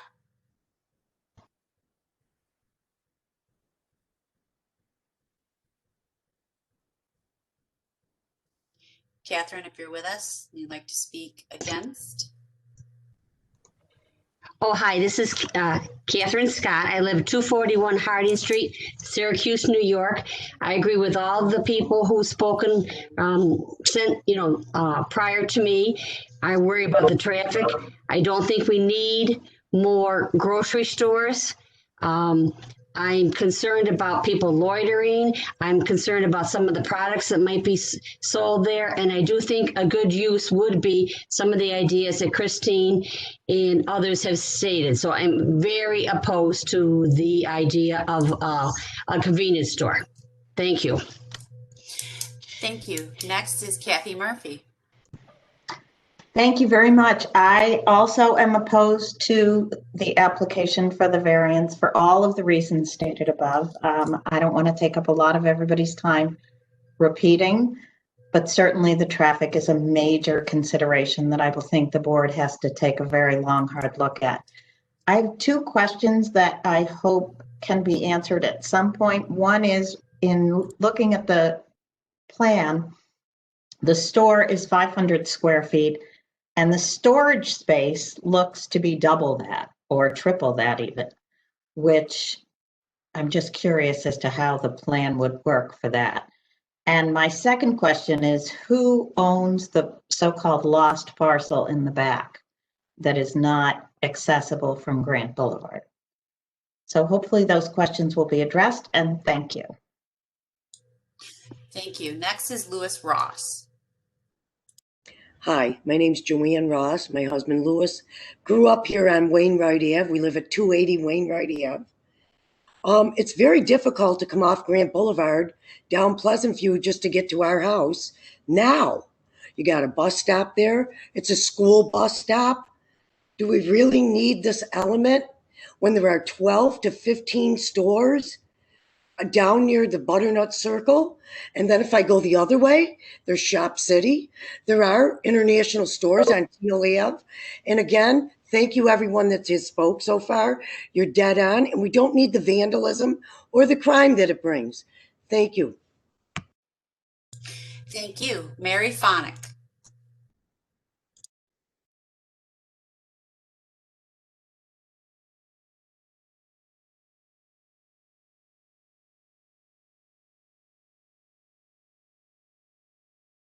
Hi, this is Mary Phonic. I live at 418 Pleasant View Ave. I agree with everyone that has spoke. I've lived in this street for 50 years. It's a very busy street. There's times of the day when you want to make from Pleasant View to make a left-hand turn onto Grant Boulevard. There's so much traffic, you have to end up going right instead of left. I agree with Christine Fix. If they would like to put a lawyer's office, a dentist, I have no problem with that. There are children on this block, and there are times of the day when this street is used as a thoroughfare between Grant Boulevard and Court Street, and people come flying down. That's all we need, is to have another grocery store. Like everyone else said, there's grocery, there's Shop City, there's all these convenience stores. And I was kind of appalled that he said that this is a low income area. I beg to differ with him. Like I said, I've lived here for 50 years, and everybody that lives in this area are all hardworking people. So I do oppose, and like I said, I agree with everyone else. Thank you. Thank you, Mary. Greg Lowe. Greg Lowe from 207 Brattle Road. I just want to be on the record in opposition to the project. It is not in the commercial use is not in keeping with the residential character of the neighborhood. Thank you. Nicholas and Antoinette Longo. This is Nick and Antoinette Longo. We live at 334 Pleasant View Ave. We strongly oppose the rezoning classification of this convenience store. We did send a letter to oppose this proposal. And I just want to let you know that we have lived in this area all our lives, very familiar with the exit and the entrance from Grant Boulevard and Court Street. One of the most important things I'm worried about is the safety to exit Pleasant View onto Grant Boulevard. That is probably our only exit other than going down the other way to Court Street. The emergency vehicles that would be going through here to save someone's life and the 4 parking places that you propose, I don't believe that the 4 parking places will be only ones used. They'll be on the street, they'll be on Grant Boulevard, and I am worried about the emergency vehicles. The legal uses for this building is residential for 1 and 2 family homes, not commercial. That will increase the traffic and increase the nighttime businesses that some of these convenience stores attract. There are so many other convenience stores to the east and to the west of our area, and they could be used. I don't think it needs to be there. And I just want to stress that this area is not a low-income area. We work really, really hard to keep up our properties and to pay our taxes and to make sure that we have a safe and fair housing to exit our street. And I appreciate and I echo the comments that Mr. Samora, Ms. Fix, Nicoletti, and Mr. Carney and others have said. Thank you. Here's my husband. I just want to say that I grew up on this street. My mother and father grew up on Pleasant View Ave. My dad lived here 92 years, my mom 100 years. I've lived here 63 years as we built a home next to my mother and father's. The reason that the variance was granted for the business that is there now is because it was by appointment for a low volume monument sales business. This is a residential area. I strongly oppose it and echo everything that the people who have spoken before are saying. In no way, shape, or form should this variance be granted. And if it is, we will do all we can to fight it in court. Thank you very much for your time. Thank you. Next is Pat Bodie.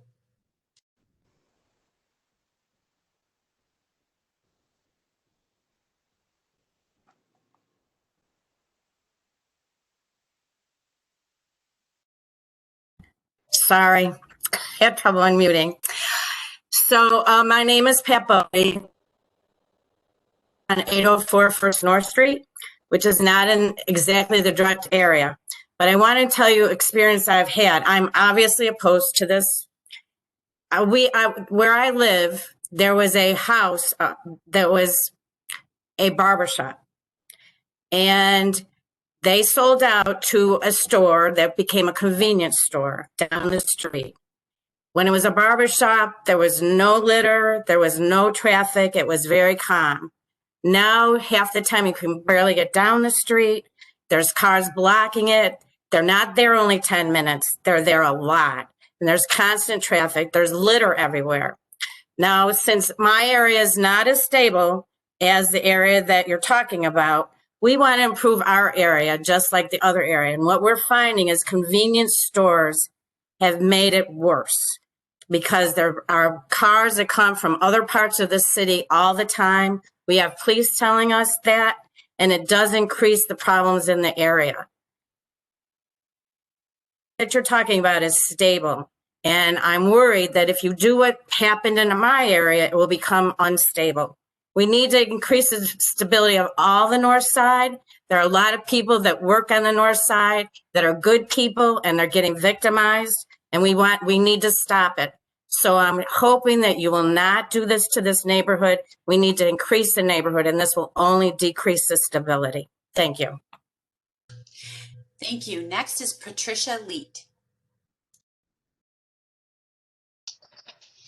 Hi, I'm Patricia Leet. I live at 416 Wheaton Road, and that's right on the corner of Grant Boulevard and Wheaton Road, right across the street from Woodlawn. My big thing is the traffic, like everybody else. This main route of Grant Boulevard is meant for emergency traffic. We have the fire, we have the anything emergency comes down here 24 hours a day, and the traffic that we have now is unbelievable. And if you're going to put a store down there, the people are parking on both sides of Grant Boulevard, emergency cars will never get through. There'll really be a big problem down there. We have to think about this because you're ruining everything around this area. I mean, we even have Woodlawn Cemetery that stops traffic when a funeral has to go in. So that's another problem that we've had here, but they work with it. But please, everybody stop and think. Do not vote for this because of the traffic and everything else that everybody else has mentioned. Thank you. Thank you. Next is Pauline Warboy.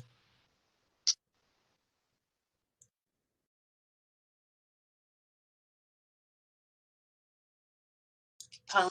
Good afternoon. This is Pauline Warboy, 440 Pleasant View Ave. I am strongly opposed to any request to be a commercial business. I request that this property continue to be zoned residential. Walser Monument Store was appropriate next to the cemetery with low traffic and by appointment only. And we would like to keep this a family-friendly neighborhood.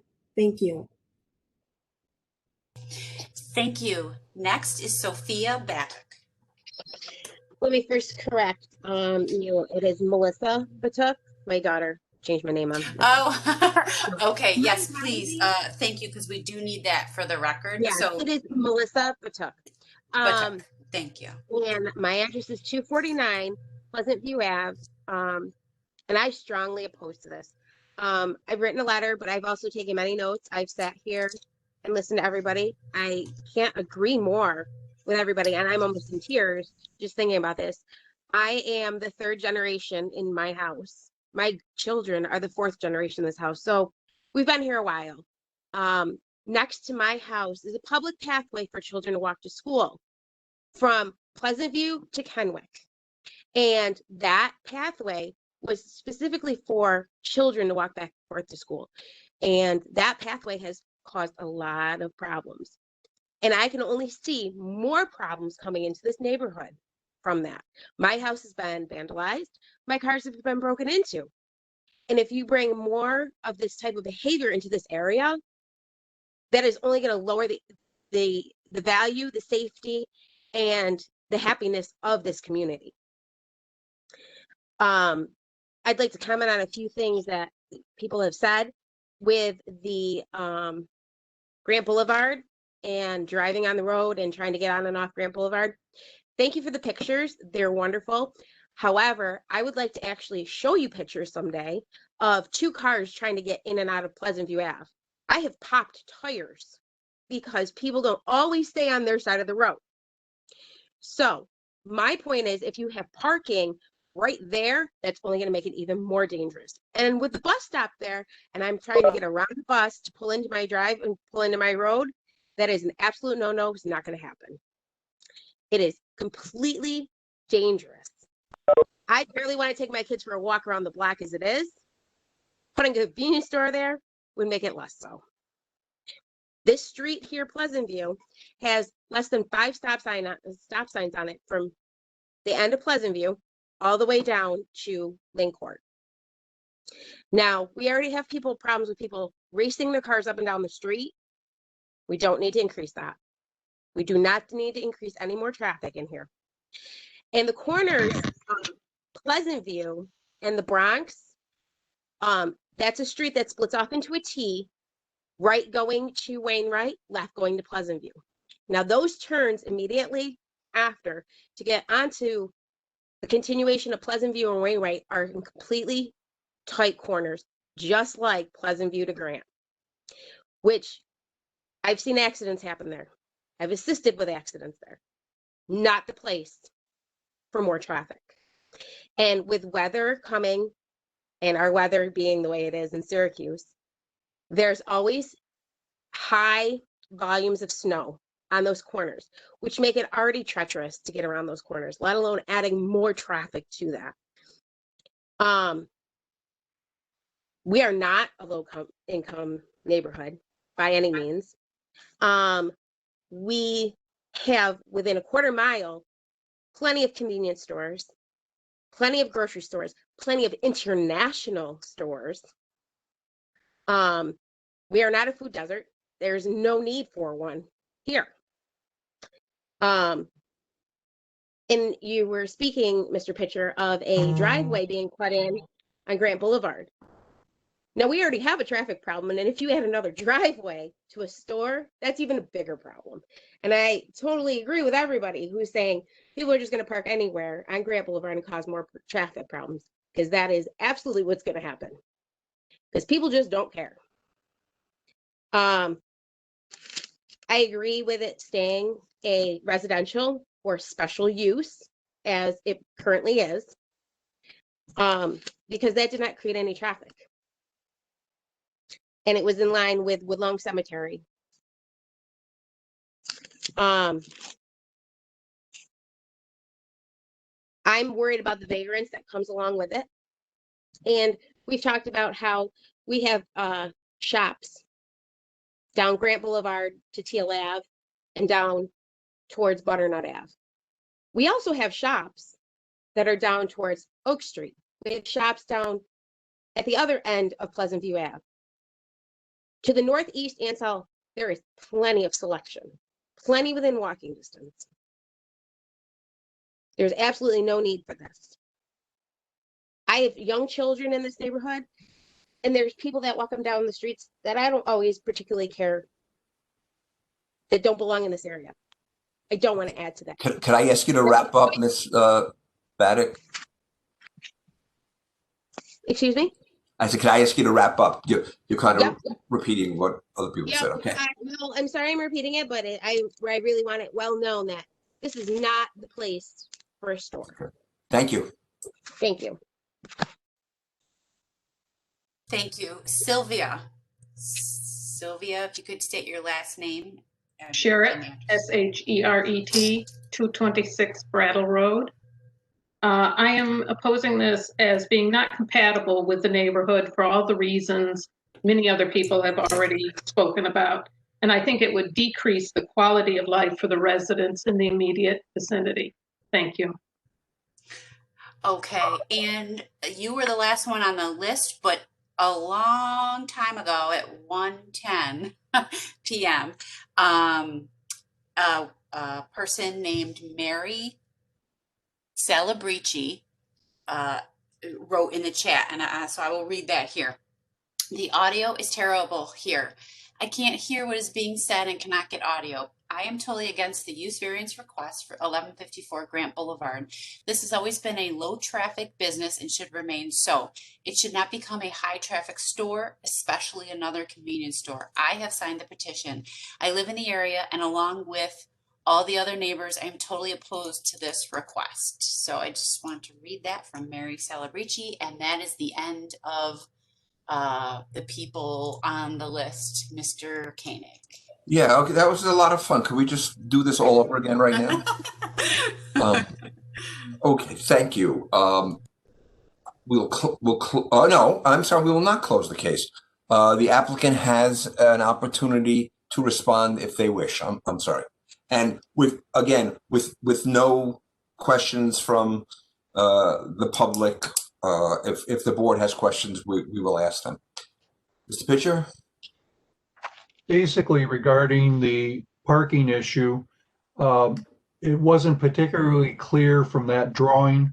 There are two existing traffic lanes on Pleasant View, and we were proposing a third lane, which would be parallel parking.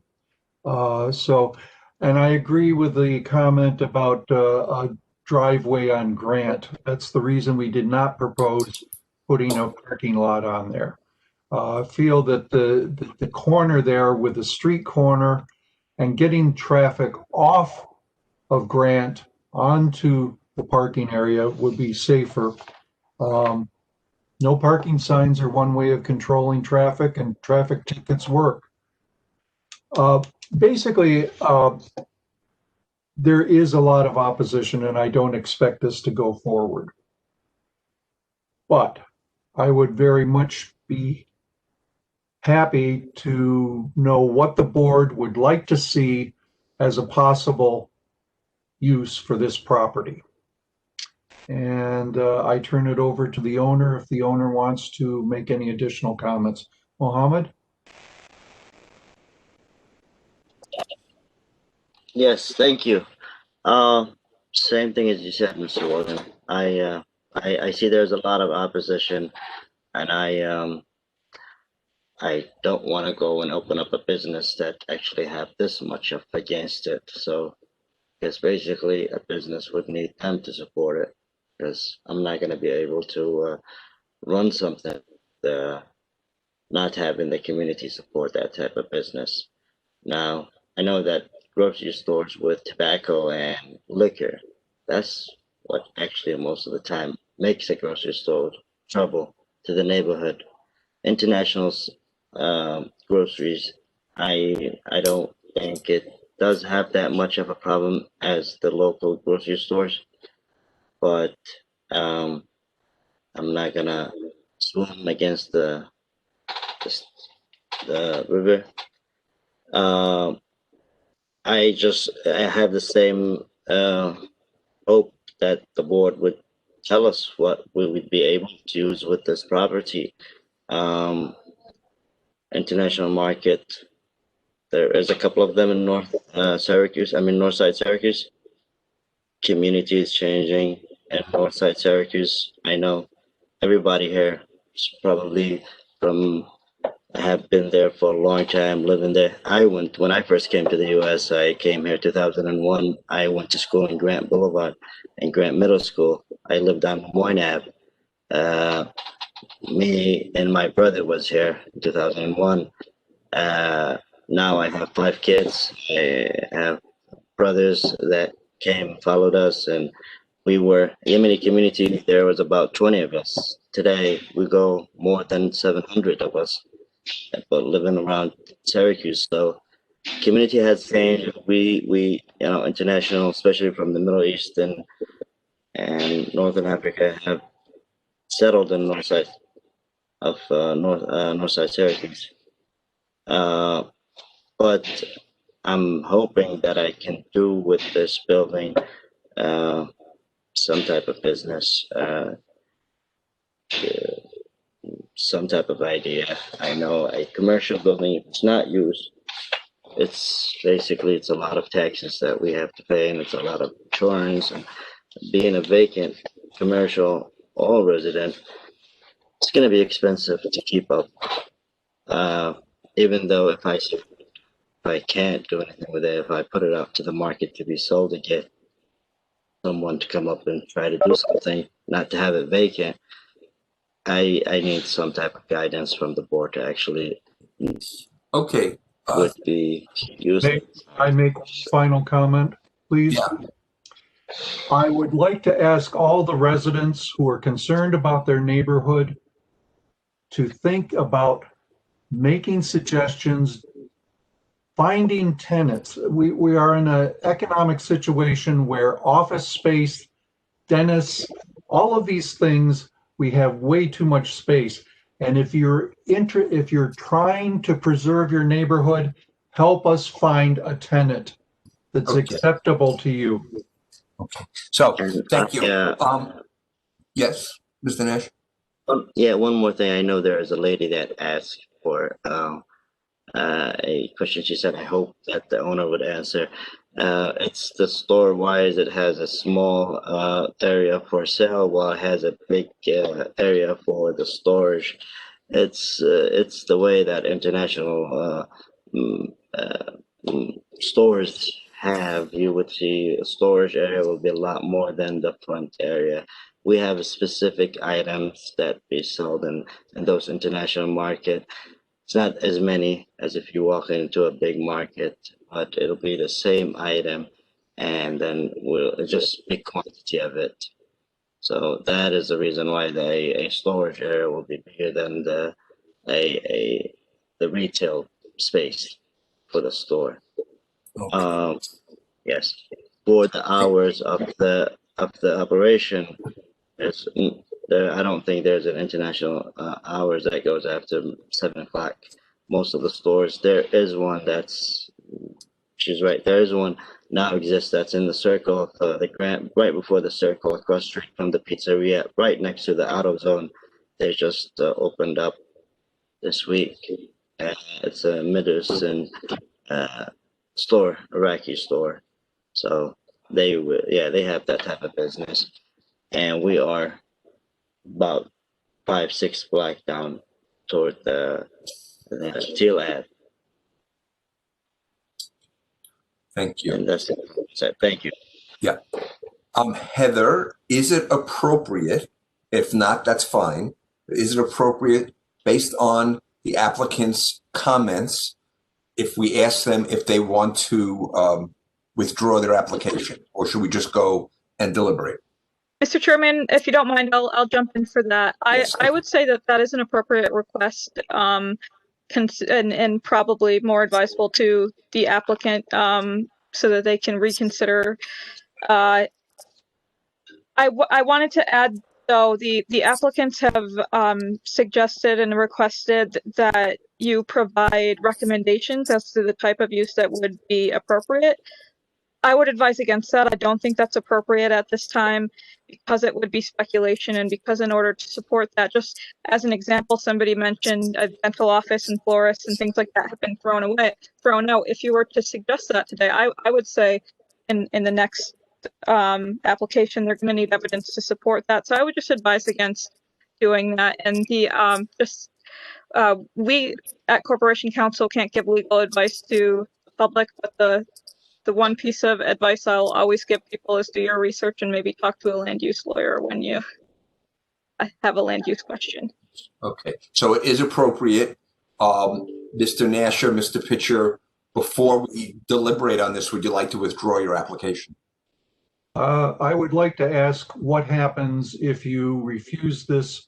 Does this prevent us from coming forward with future proposals for other uses?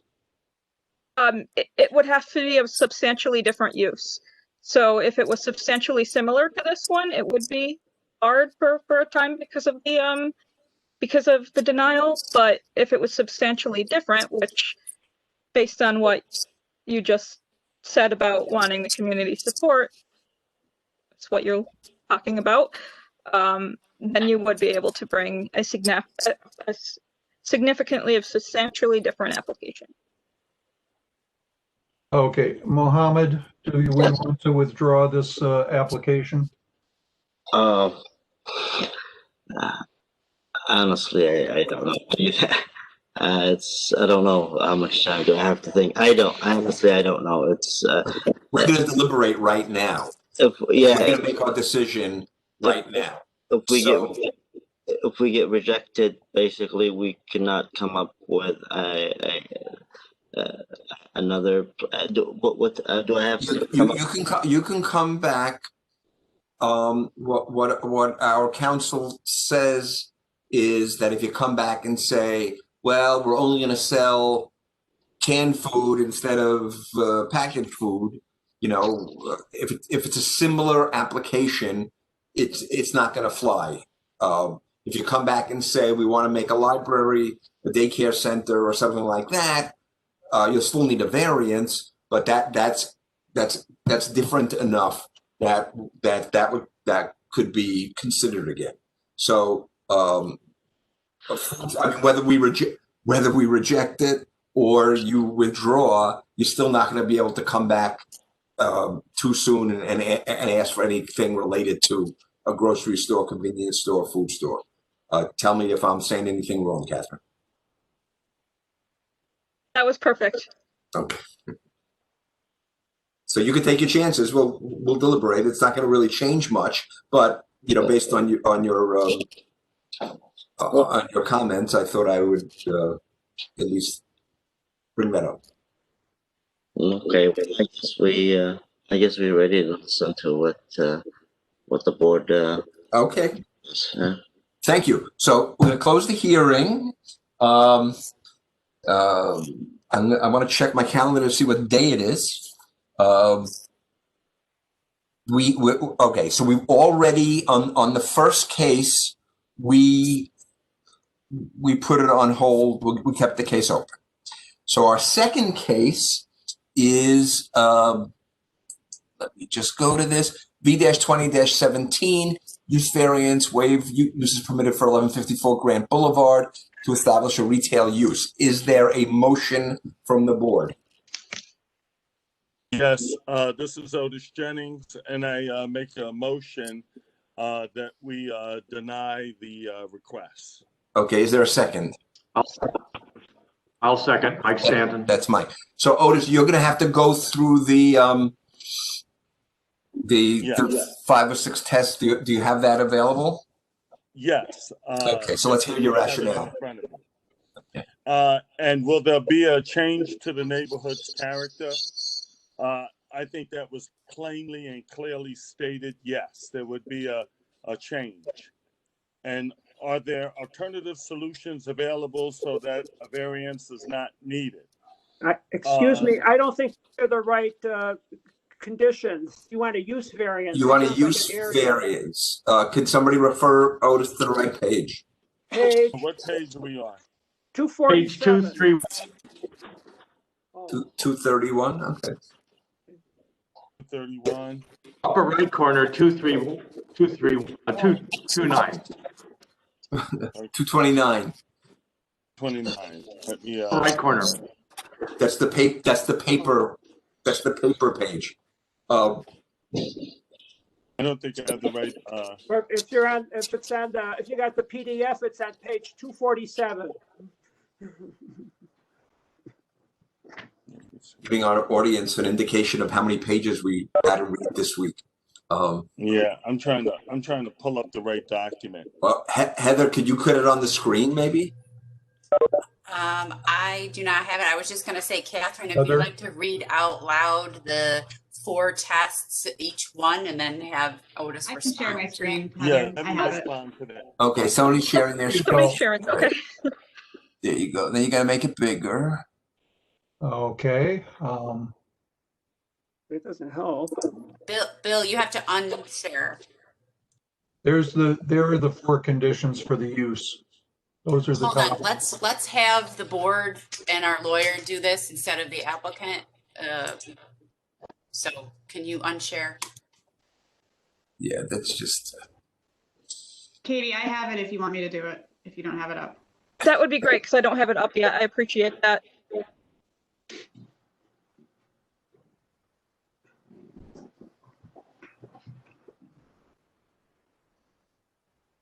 Allegedly.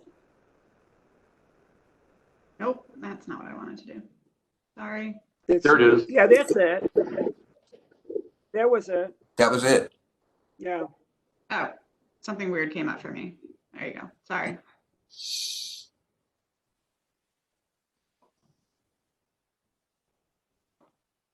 You see the use variance test, Otis? Yeah, I'm trying to pull it up there. Yeah, you can make it bigger on your screen if you want. Yeah. Or squint, you know. Yeah. I believe the item was the applicant cannot realize a reasonable return or provide the lack of return is substantial as demonstrated by competent financial evidence. Is that, am I reading? That's right.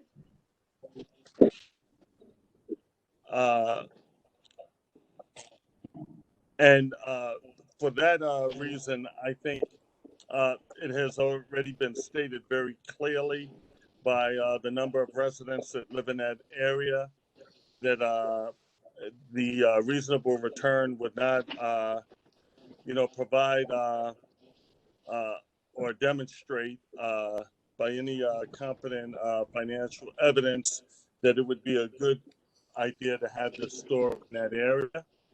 The alleged hardship relating to the property in question is unique and does not apply to a substantial portion of the district or neighborhood. And I believe the hardship would be placed directly on the residents living in that area. And the request use variance is granted will not alter the essential character of the neighborhood, and it would definitely alter the character of that neighborhood. And having been a resident of the city of Syracuse for the past 40 years and worked in several government capacities and listened to the residents when I served as Commissioner of Parks and TNT meetings, we know the impact of neighborhood grocery stores. And I'm particularly sensitive to that neighborhood because it is one of our greatest historic neighborhoods in the city of Syracuse. And I would like to see that continued for the next 4 to 5 generations. And I think Christine Fix and Phil Nicoletti and a number of other individuals, counselors, and residents that actually live in that neighborhood have so eloquently why we need to keep that neighborhood strong. It is one of our greatest communities, and I am, for that reason, I want to just make sure that we do what we need to do. And the alleged hardship has not been self-created, and in this situation, the alleged hardship would be self-created if we allowed a store within that neighborhood. And I'll say this, not to sound like a broken record, but I think everyone stated this clearly, that those, the stores that people can get to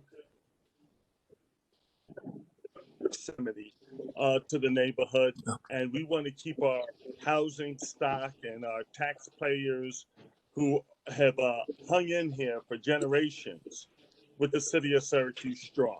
So I hope I stated all of those things correctly. Thank you, Otis. Mike, you have anything else to add to that? Yes, the use variance is a hard standard to meet. You have to meet all 4 of the standards we just went through. Standard number 3, the essential character of the neighborhood impact. It's the negative impact on the neighborhood from all the things that we've heard.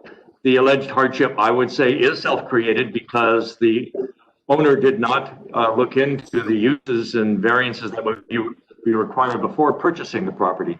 And in regard to MX, Councilor Carney have not yet rezoned.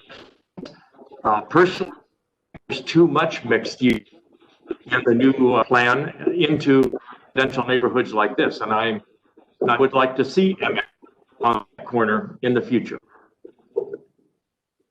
Thank you. Any other comments from the board? No. Okay, let's vote. All in favor of denying the variance, say aye. Aye. Okay. And I just want to let you know that Nick left at 3:30, so Okay. that is unanimous without Nick. Okay, it's unanimous and we have a quorum. So, okay, variance is denied. Thanks everybody for hanging in there. There's one case on so far, and I guess we'll have 2, right, Heather? Correct. So do we approve both of those or just one now? Yes, so 910 Madison Street. Let me just share so you know what you're looking at here. I'm gonna stop. Oh, there we go. Yeah. Okay, so let me share. Well, it's on the screen now, isn't it? Where? No. Oh, no, it's on my screen. Forget it. Yeah. I'm looking at something. So this would be the first one, Baker Avenue, Right. which is expansion of a non-conforming use, and then you agreed and voted to hold open 910 Madison Street v 2011. So two Okay. cases. Right. Is there a motion to approve these two authorizations for the next? No. Mike Cheslak, motion to approve the authorizations. Okay, somebody else?